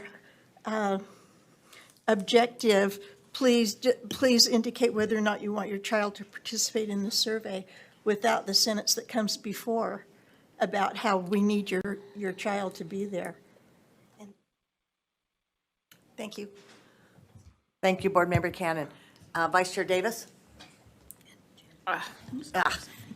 I mean, the recommendations are convoluted, but I really love this one. Number 4, that the board requests DHHS and their contractor track the impact of implementing skip logic on the average time it takes for survey completion and any other options to reduce time, and report this information back to the board. And I would add to maintain validity.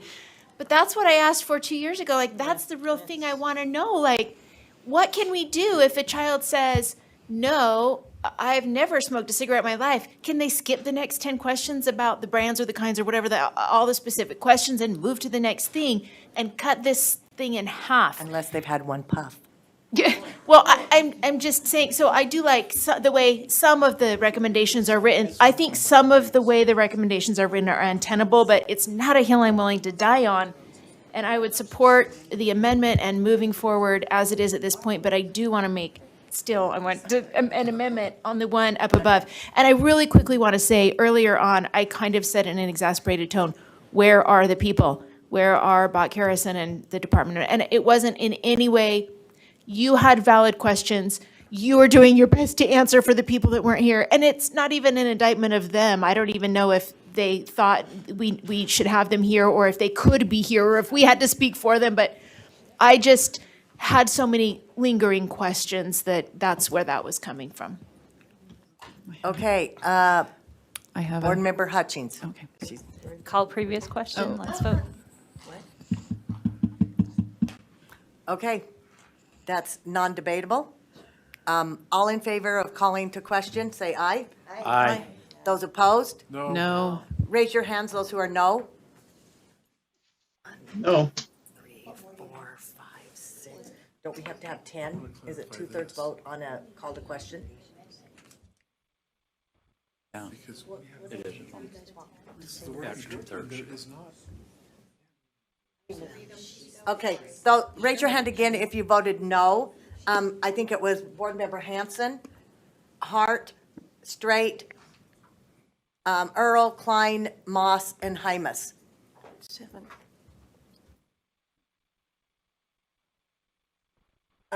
Randy, did you vote no?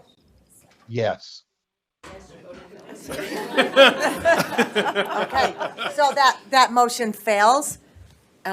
So next on, Janet, are you still in queue? Okay, thank you. Board Member Hart, and we've been around and around, and so remember that really you should not be speaking a half a dozen times to this. Board Member Hart, and you haven't. I haven't, but thanks for the reminder. Why, I'm just wondering, I forgot my question, actually. I will come back to you, Board Member I Hart. appreciate that. Okay. It was succinctly worded, too. I just want you to know that.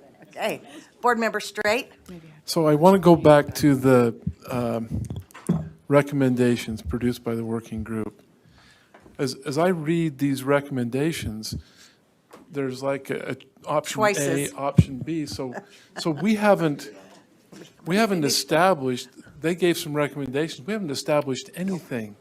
So how can we word that to where, because we do need to have that conversation. We do need to come up with the board's recommendations in regards to this. And the working group has given us a foundation to work off of. Or am I No, misunderstanding? because that was on my paper here. So Okay. I think Board Member Earl may have a response to that. I have a amendment to strike the words "work to," and then add, implement the boards, however we want to do that, recommendations, striking produced by the working group. Boards, because I think we'd have to come back and vote on it, right? Okay, so you are making an amendment to I'm this making an amendment, amendment to the amendment. and you want to say the recommendations. Implement the board's recommendations, so it implies that whatever comes back to us for a vote in order. And then strike the working, produced by the working group, Yeah, that's, yeah, adding the board's recommendations. yeah, but the board hasn't. Okay, that's kind of what you're saying. Okay, so I would, I still say, so when are we going to make those recommendations? We're going to have to make a decision. Would that be accurate? We're going to have to make a decision who's going to make those recommendations? Right, leadership? Can I just ask, just to kind of help move this along, Yes, thank you. that the recommendations, Okay, you guys are, we're trying to move recommendations, limited, I mean, we've got two sets, and are we going to try to amend those and now modify recommendations? I'm not sure where we're going to go in this, but, so this is an amendment to the amendment, I'm tracking. to make it board's recommendations, not necessarily ones that were presented today. Yeah. But the board would put them forward. Okay, but that's still an amendment, That's what so I I'm just want. saying there's another, this is amendment number 2. Right, I think Were that's you what thinking Carol the was wanting. previous? No, I wasn't meaning the 3. I was meaning as a body. So it's got to go to a committee in order for recommendations to come forward for us to vote on. Yeah, I think that's what Carol was wanting. Yeah. Well, we were looking at recommendations. Yeah, okay. Well, remember, it was So- biased last time, and now. Okay, I'm okay with that. So the. Okay, so you're the- good. I'm just yeah, I making think sure we're you know good. where you're So at. the amendment is, I would, to take out work to and produced by the working group and add boards. Do I have a second to that? Yes. Yes, Carol wants to second that. Okay. Do we have any discussion to that amendment? I have one more piece to You add. can keep yours on. Work group, that the work group continues. What? Not necessary? The board will, Okay, then we'll decide whether that. okay, any discussion to that motion? Point of Okay. order, can you state where we're at? So we are on the amendment to the I know, amendment, but- which is to take out work to and produced by the working group and adding board's recommendations. Can you read it as a total, in No, totality? because that's not the Well- amendment. Okay, to add the following to the end of the motion. Implement the board's recommendation, strike the words work to, board's recommendations for the.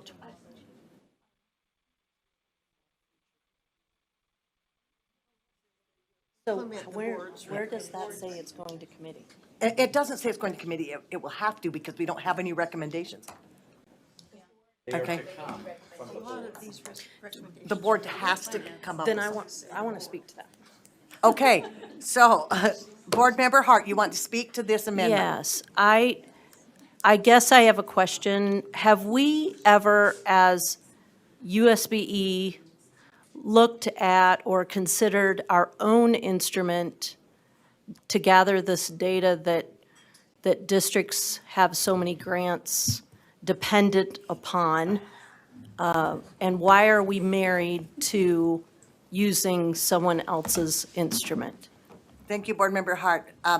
Deputy Superintendent Norman, I was going to say Patty. It's the same. So that question was asked as well. There were some different survey instruments, but one of the reasons for this survey is not just for education. And so in implementing the survey, then there would need to be multiple surveys administered by multiple agencies. So it's the agreement upon one survey that kind of does them all. So they were talking about, we have mental health, we have coalitions, we have all kinds of organizations that use this, schools, districts, everybody that uses this. So it's not just an education survey. And I think that's it. The reason why the board is involved is they access schools during academic time. And so that's why it's not just the board doing their own. So follow-up? Go ahead. So theoretically, they can worry about their data from somewhere else, and we can do our own surveys for our LEAs? May I answer that, Chair? Yes, go ahead. Tanya Alvarez, Coordinator for Prevention. So DHHS could still go to LEAs and have them opt in. And then if you implemented one from the board, that would be two different surveys that LEAs would have to. And theoretically, the LEA could choose? They could. Okay. Yeah, exactly. Okay, thank you. Okay, thank you. Is anyone speaking to this amendment to this amendment? Okay, seeing none. All in favor? Aye. Those who are opposed? Thank you. So now the amendment is, thank you. Wait, I just got to find out where it is. And the board issue a letter of information in place of a letter of support. Furthermore, the board, USBE staff, and partners at DHHS to implement the board's recommendations for the 2023 distribution where possible, the 2025 distribution, and all future distributions. Any discussions to this amended amendment? Let me see who's on the, Molly, you on? Nope, okay. Jenny, did you have something? Oh, no, your light's on up here. Sorry. That was so. Yeah, but we're still on the amendment. Board Member Hymas. I wonder if it's a friendly amendment, if it's necessary to keep in there, if we could just remove in place of a letter of support, because we're at the top, we're talking about postponing issue a letter of support, postponing the issuing a letter of support. So if it just read, and that the board issue a letter of information, furthermore, the board, is that a? So could that be a friendly amendment, Kristen? Because this was your original.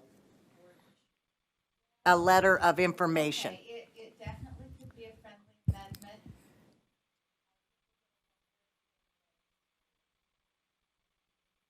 Well, What, Kristen, if you don't want to do that as a friendly, he will have to make an amendment.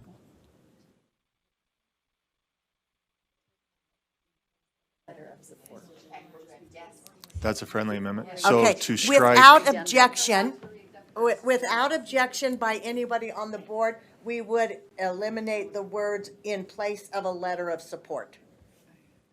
Anyone have objection to that? Okay, we'll consider that a friendly amendment.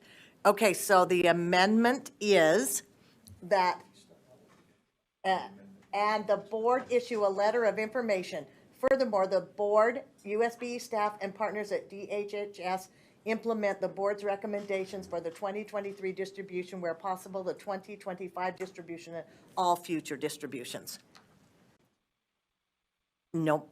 Seeing no, no lights? Just to clarify, that they're together, right? The first two lines are added to it? No, we're in amendment still, Natalie. Okay. Okay, so we're just in the purple. Or blue, or whatever that is. Not the black. Okay, seeing no other hands, all in favor? Any opposed? Thank you. Okay, I know you're going to do this. Board Member Davis. Vice Chair Davis. Well, Hang on. I was going to replace roles are addressed with duplicity of surveys, content in surveys across the board. But honestly, I don't think we need any of that because we're going to be making our own recommendations. So we don't need any of that language. I mean, we're just basically, the board postpone issuing a letter So you have to amend it if you. So you're of, I mean, because the amended motion now is all of it. because our recommendations, would they be limited to these 4 areas or inclusive of these? Or do we just take it out and give us total freedom to make our board recommendations?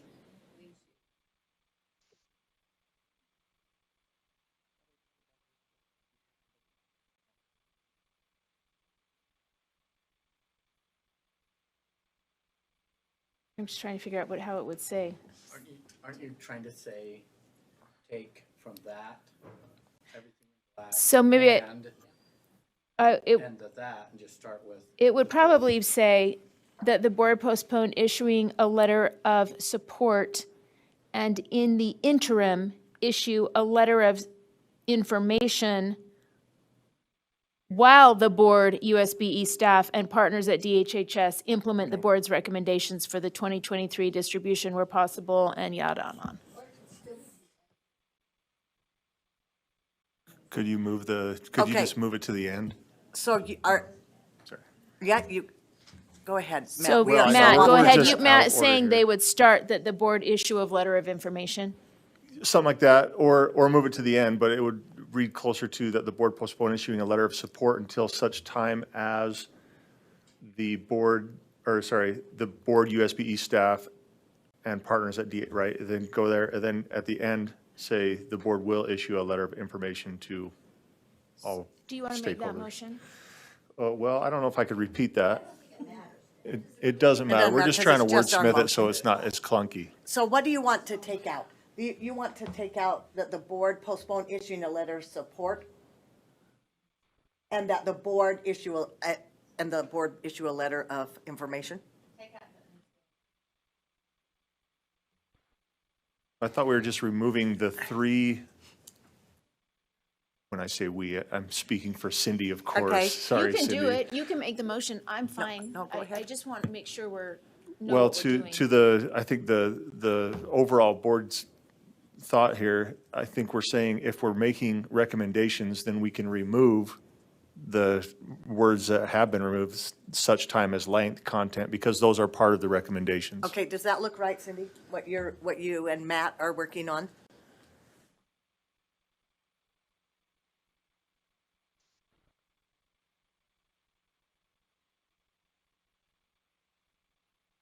Yes, my question is, when it says implement, are we binding ourselves? What if they can implement 80% of what we eventually ask for as a board? And can we still vote to support then? Or is this have to say, is implement like 100% of the board's recommendations? Carol? I think you're binding a body we don't have any authority to bind. And partners at DHS implement, maybe they'll say, hey, thank you very much. You guys diddle around too much. We're going to just go ahead with this. True. That's fine, I guess. So, I mean, we're putting it in there, but they can say, thanks, but no thanks. We don't have any authority to make them work with us. Matt?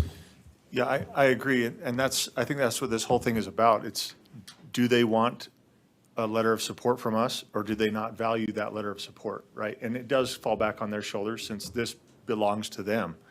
So if they want the letter, then they'll answer some of these recommendations. If they say, we don't value it as much as you might think we do, then they'll go on, right? And that's up to them. So I agree, but that's what this whole thing is about for me anyway, is do you want our support or not? If you do, you'll go through X, Y, and Z.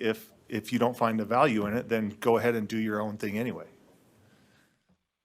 I am looking for clarification. I don't know who can help me, but if we move this to the end and the board issue a letter of information, are we sending the letter of information before the recommendations are done?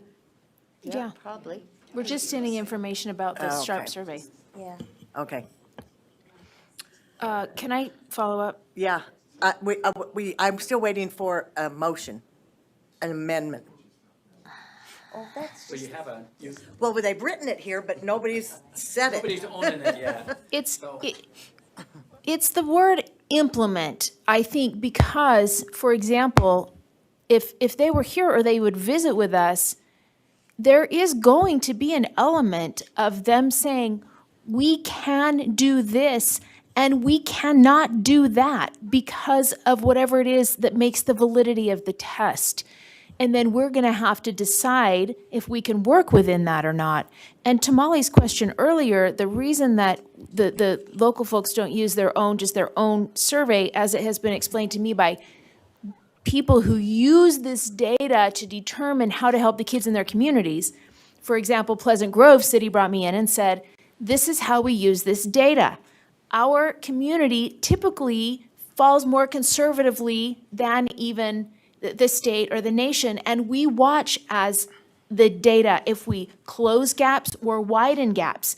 And if our gaps, for example, are closing in on a national data, it shows us we have a problem in this certain area, maybe it's vaping or something else, and we put our funds more to interventions toward that area. So there is some value in having data that you can look at comparatively across the state and across the nation. And so I don't know that they may not 100% be able to implement our recommendations. And if they can't, and we feel really strongly, maybe we just don't ever give them a letter again that says we encourage, we The 23 invite, is only we, where all that. possible.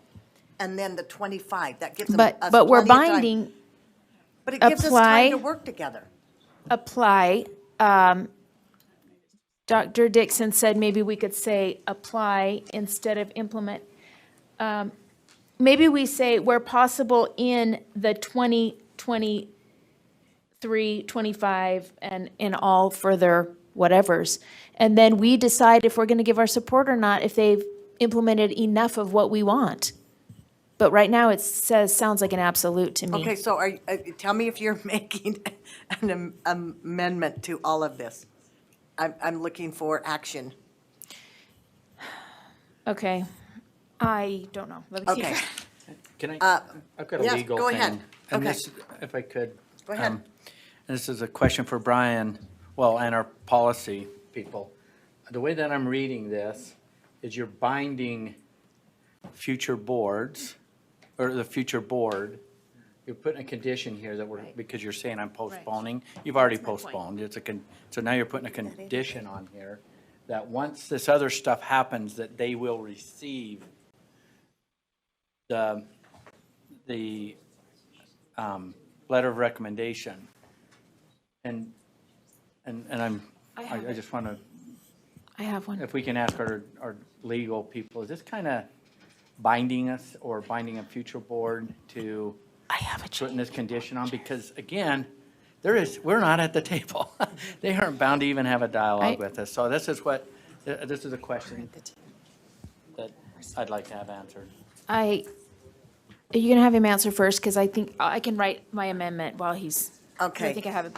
So Jenny, did you have something to interject before Brian answers? I do. We keep saying we're not at the table. The truth is, we are at the table. Our staff are at the table. They've been at the table since January to June, I don't know, whenever. They were at the table. So we need to have better communication probably with our staff even. So it's the point that we're not there where we think we're missing. We're not missing. We're just not, as a board, giving that direction. So I just wanted to clarify that because we are there. Thank you. So, and we have been there. Thank you, Jenny.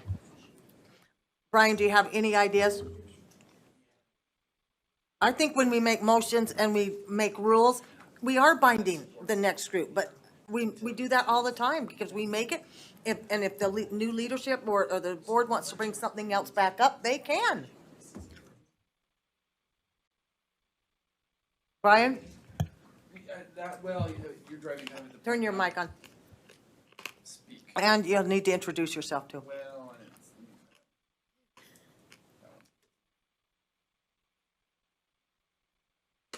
So I'm Brian Questenberry, Assistant Attorney General.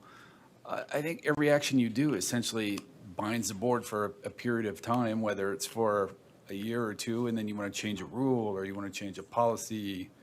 And so I'm trying to determine how this kind of, what language, what verbiage, are you concerned that's going to bind this board, I guess, forever? Because once comes out, the recommendations, couldn't the board revote again? Ever. Yes, yes. Yeah, so, yeah. Anyway, so I think it's kind of hard to bind yourself, other than, like Jeff was saying, money. You could vote to spend money a certain way, and then that's kind of in concrete when that gets spent. You can't unspend that money. So that has a permanency to it. Okay, go So I'll ahead. follow up from, so if we do what's in blue, then the way that I'm reading it, and I could be reading it wrong, it's saying that you will get our letter of support. As of, for today, I would say that's true. And what's in blue isn't clearly defined yet, but it will be at sometime in the future, so how relevant is it to have that first part? The first part in blue? Or is that is that part of leverage? No, the black. Issuing a letter of support until the board. I think I'm trying to figure out what your question is. How critical is that to the motion to have the language in black? We're postponing something that's already postponed, so we're not postponing it again.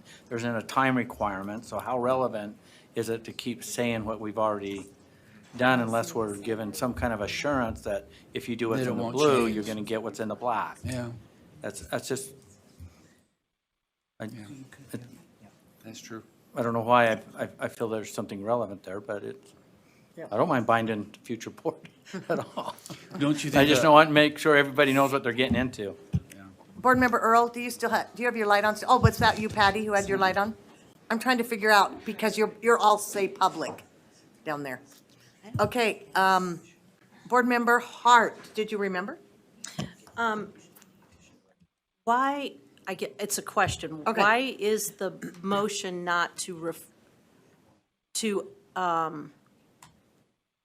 refer the issue to committee for consideration of recommendations, including alternatives to the Sharp survey?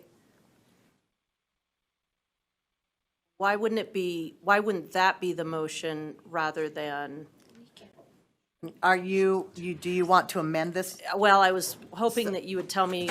So if you want to amend this, you could say that you would like the board to write a letter of information and send the And recommendations or whatever back to a it's- committee. Listen to my language. It won't help, because it's not our survey. We can't come up with alternatives. Right, well, but we can narrow we our can, kind of survey. we can come up with alternatives. So my concern about this whole, one huge concern is that our LEAs have written grants that are tied to the Sharp survey. More and more, I get the feeling that we're going nowhere with the Sharp survey. And yes, they can exist and do what they need to on their own, but to support our own people, we should look at gathering that information in-house so that we're not reliant on an outside survey. I think there are ways to do that, and so that it's across Utah, what you're talking about. I don't think, I just feel like we're spinning our wheels. I hear people saying that in a variety of ways. And so why are we even, if this was any contract, we'd just walk away.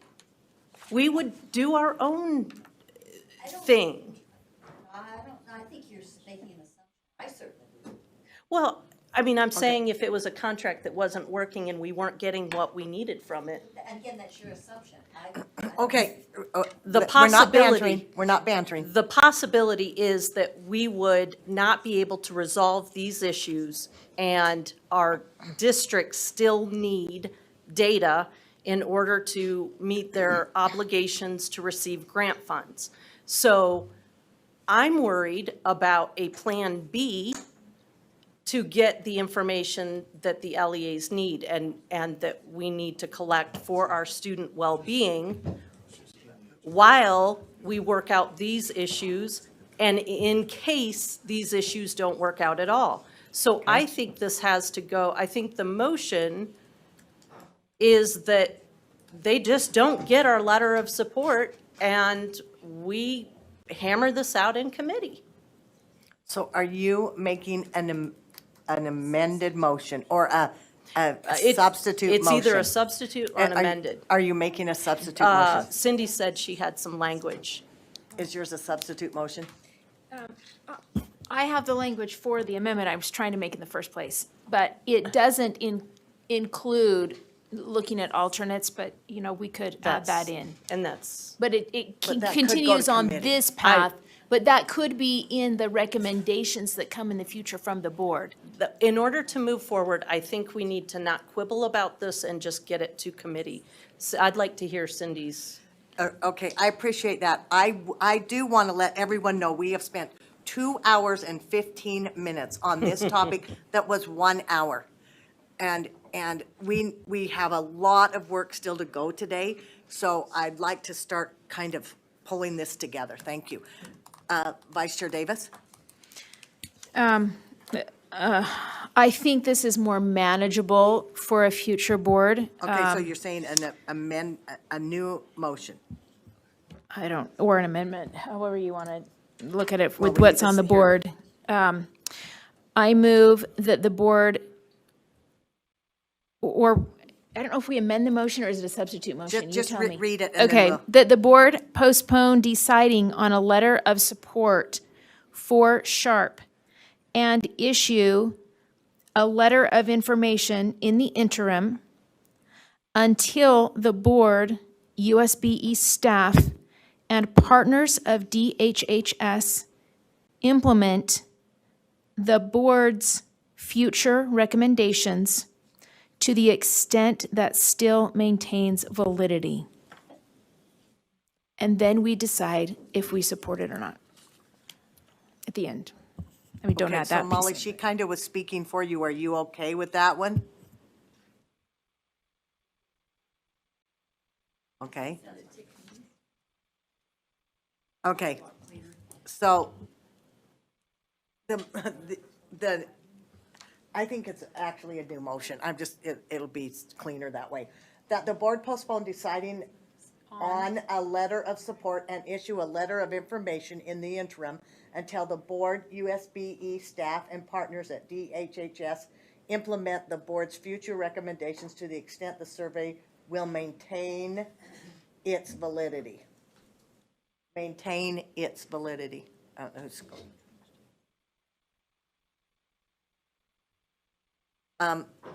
Do we have a second to this? Second, Board Member Norton. Do we have discussion to this? Board Member Klein? Sorry, I put that on a long time ago. I don't remember. No, I don't have discussion on this other than, I don't know. It might fit. We've been Go to off somebody kilter. else. Board Member Hymas. Thank you. The letter of information, what does that do for people? Can I ask Dr. Norman? Yes. Within the working group, there was, and I went back and re-listened to the recordings prior to today's meeting. There was a lot of questions about which LEAs sent out a link to the survey, which LEAs sent out different pieces of information that weren't on the letter that comes from DHHS. And so it would provide that consistency of information that was discussed during the work group, and that's what you can see. And there's a sample letter within there. I also want to make a clarification that the sample letter at one time had Superintendent Dixon's signature on it. That wasn't meant. It was just meant to be a sample. So it just has on there just some of the information questions that were asked within the working group that said we'd like some consistency on these things. One parent could opt out, those different things that were discussed. There is a sample within your documents, your backup documents, that it's on there. Right, just briefly. So this is just exactly what it says. This is just informative. This isn't leaning towards any No, and it's to direction. provide the consistent information that sometimes doesn't get out. Thank you. Thank you. Thank you. Board Member Klein?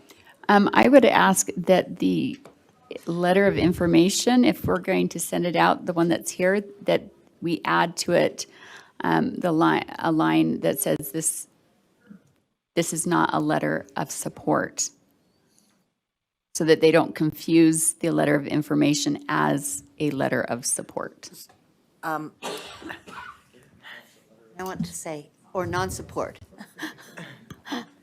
I'm trying to figure out where that fits in what we're doing now. I think that's, Again, I just think it will be confused as a letter of support if it doesn't say no, that it's not. okay. Simply No, I information. no, I appreciate your comment. I'm just trying to figure out Yeah. where it fits in the discussion now. And should the letter of information also go to a committee?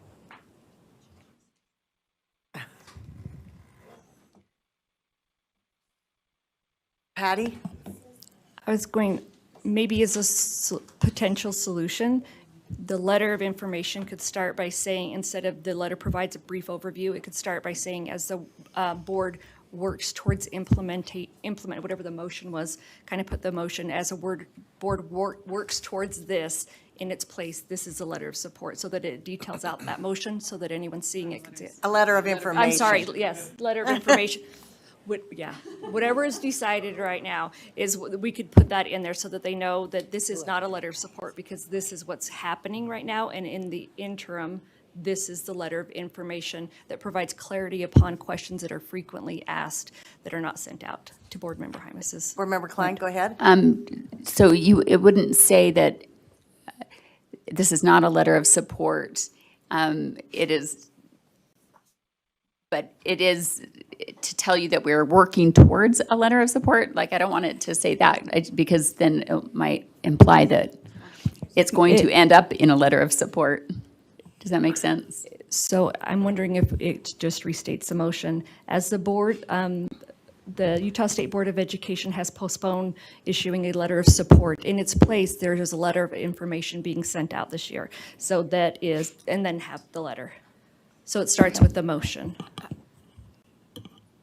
Okay, if that's, it's not, We could type it right now. if you wanted in the to word it. motion, somebody put neutrality, and I don't know that we are being But do neutral. we have to do We're just either? not Can we support. just say that Yeah. this is merely a letter of information?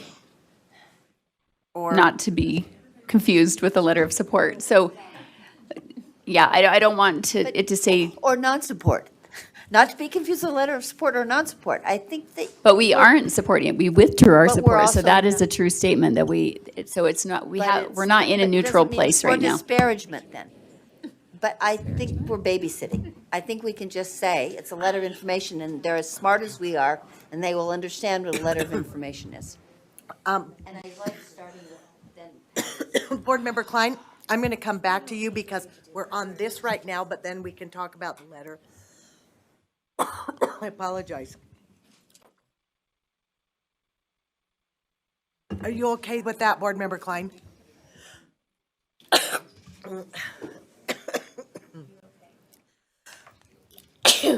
Board Member Straight? Thank you. So, Chair, there's one thing that's still bothering me from the discussion way back, and that is a statement of fact that the participation of LEAs has declined. Is that, and I have a couple of questions from that, is that related to our non-support? Or is it other factors? Do we know what the reason is for the decline? Are you talking about this amendment, this motion or the letter? Well, I'm talking about the letter because with the participation, We don't know if the participation has gone down because it hasn't Oh. been given since we've withdrawn Well, our support. those who have. No, there it wasn't- hasn't been given. Yes, they'll send out a letter, but the survey has not been given yet. I know, but there was something said along the lines of that there was I could answer his question from one who was Yeah, on the Jeff committee. did make that comment, but, Jeff, go ahead. Either or you can back me up or correct me if I misstate, but there were comments made in the working group that there are LEAs waiting for what the board decides to do in terms of a letter of support, letter of non-support, or something in between. And so they're in a limbo, and they have not committed. That is not every LEA. The survey, as Board Member Belknap has pointed out, has not been administered yet. That typically happens in January, if I'm correct on that? In the spring. So at some point post-Christmas is when the actual survey is taken by the students. But up between now and then is when LEAs opt in, start getting the parental consent forms signed, and so on. So there are LEAs who are waiting, who typically would be engaging that process already to see what the board does. How many, I don't know, but they did say that there were fewer that had out the gate committed. I have heard anecdotally, which I know is sometimes a no-no, that because of the political environment, that is why many LEAs are not pursuing it at this point, and that so we're having input because they live in their community. They see the value, they would like to do it, but what we're doing is making a difference in that. I want to keep moving this forward, but, and I'm going to support this, because I think it may be the only thing that wins. But, there's a part of me that wants to give the letter of support, even though I'm not completely satisfied with every question or the length of the survey. I have those same concerns, which takes us back to where we were last time, exactly, and the side I voted didn't win. So I want to create something that gives at least something. It's not perfect in my view, but I think our decisions do matter. And, yeah, I know there'd be political consequences one way or another, whether it's locally or in regards to our own districts. Anyway, I've said enough on that. Board Member Earl? I think a little bit of response to this. I mean, districts can opt in, people can opt in. They have that choice already. I think it's been articulated. LEAs can make that local decision. So I think we let them vet it out just like we have and make that decision. Oh, I don't know what happened. Oh, there, it came back. Chair Huntsman, not Vice Chair, Chair So, Huntsman. I've been trying to assess as a board member here where this is going, and it's clear to me that it's not going to get to that place where I thought it would be. Whether are we going to vote and give a letter of support or not? And instead, we're in this compromising place of, well, we're kind of not supporting it yet, but yet we want to do some things with a letter. And now our letter is going to be debated for 1 or 2 hours, and what's in the letter and what can it say, what it can't, and eventually probably get to a vote. So I'm making a motion that we postpone, which is not what a lot of you want to hear, but maybe it is. So I'm wanting to put it on the table.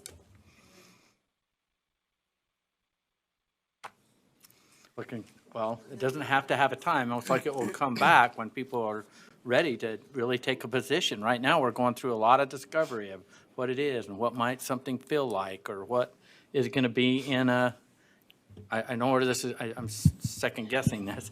Instead of having really good direction, do we put this into a committee? Nobody's saying that, or to where there's more dialogue, or because right now we're trying to resolve it all in this particular meeting, and I don't think you're going to get to that place, and at the end game is going to be probably, I couldn't tell you what the end game would be. So I have a a question. postpone just, it kicks the can down the road, and then you guys can answer your questions and take your positions and Okay. figure out how aggressive that you want to be in resolving this issue. Is Thank a you, Chair. Molly, you're next. Is a postponement mean that it comes right back here and we debate the same things? No? No, it could go to committee. So it can go to a committee even if we postpone it? Yep. Then executive committee would make that decision, right? Okay. So the motion is to postpone. Can we speak? Do I have a second? Second. Second, Board Member Hart. And Mark, you already spoke to it, so unless you want to again. Okay. Vice Chair Davis? I think I'm going to speak against the motion for the time being, because the motion on the table would have to also involve it being assigned to committee, wouldn't it, for it to be able to come back to the board?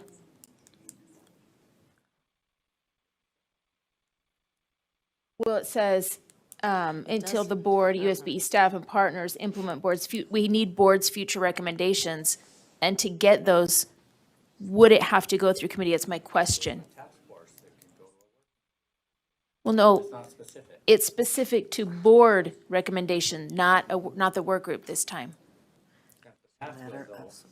The pathway, there's a lot of different pathways to get it to the full board to ratify or vote or approve, but I'm just not seeing how it's specific. So then in the But I'm interim, just- we don't I'm give just out a making- letter of information then?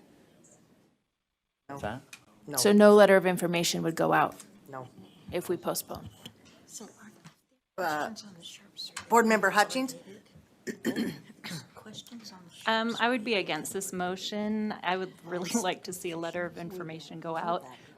My recollection earlier, about an hour and a half ago, is that when we said the board's future recommendations, the discussion was about it going to a committee and taking these recommendations that were presented to us and taking it to one of our committees to then establish board recommendations to then come back to the board. That was my understanding of I what agree. that meant. Board Member Hutchings, I agree, but we are going to now have a debate on the letter of information and what's in it. So if we go with this recommendation, now we're going to have to decide what's in the letter of information. So that's still a continuation of what we're doing now. So I'm just giving you clarity on that. Vice Chair? I guess we don't know this. Is this the one change we're seeking, someone's seeking in the letter? Can we just vote on that and move on, or do we have lots of changes out there people want? Board Member Klein, do you have, Board Member Klein? Yeah, we're working. She's going to put it up. Oh, okay, do you just have, I'm just checking, do you have one amendment to the letter of information? Yes. Or one change? Okay. So Chair, are you okay if we vote on this? Or you want to stay with your postpone? It is just Hey, you're chairing, I'm just trying to move this along because we yes. will not get our work. I just need today. to read it myself first. We're standing on this sharp survey Yep. without For making now, a decision. 2.5 hours. up there. The letter. This is the. Okay, so without objection, I'm going to not move forward with the postponement motion. Does anyone have objection to that? We need to change it to read. Yeah, Molly does. Okay, so first we'll take a vote on that. Thank you. No, that's the way you do it. Okay, so the motion before the board is that we postpone the motion. There we go. All in favor? Aye. Those opposed? No. Okay, will the ayes raise their hands, please, to postpone? We have Chair Huntsman, we have Board Member Cannon, Hart, Norton. Is your hand up or down? Brent? Board Member Klein, Moss, Hymus, Jenny, where are you? No, okay. And Randy, where are you? No. No. Board Member Hanson? No. And I'm a yes. So what is that? Oh, Cindy's a no. I only read the yeses. Okay, it passes. So this is now postponed. Okay. So are we dealing with the letter or no? No, we don't need to do it because that we'll move on to. Why didn't we postpone this about an hour and a half ago? Okay, All right, we are going to literally take 7 minutes. 7 minutes. Let's, a quarter after, seriously, we are going to start. The junkyard. Okay, Board Member Earl? I'd like to make a motion that we receive the recommendations from the Sharps work group and address the letter, what was the title of the letter? Letter of information tomorrow in Standards and Assessment Committee meeting. Do we have a second to that? I'll I would repeat it. I'll repeat it. Mark, Vice second. Chair Huntsman seconded that. So the motion is that the board, oh, wait, blah, blah, blah, blah. Where is it? That the board do we have it up here? No. I'm just making it up then. I'm just reading all these other ones.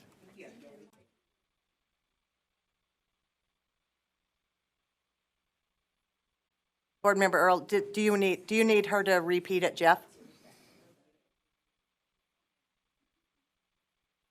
It's already on the Standards and Assessment Committee. Survey.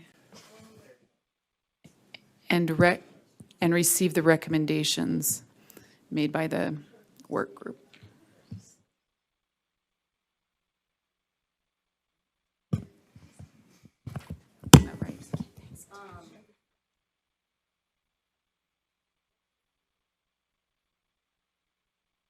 It's already on there.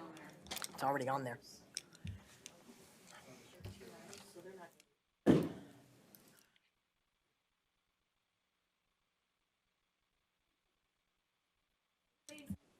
No, we have a second. I'm waiting for it to be posted.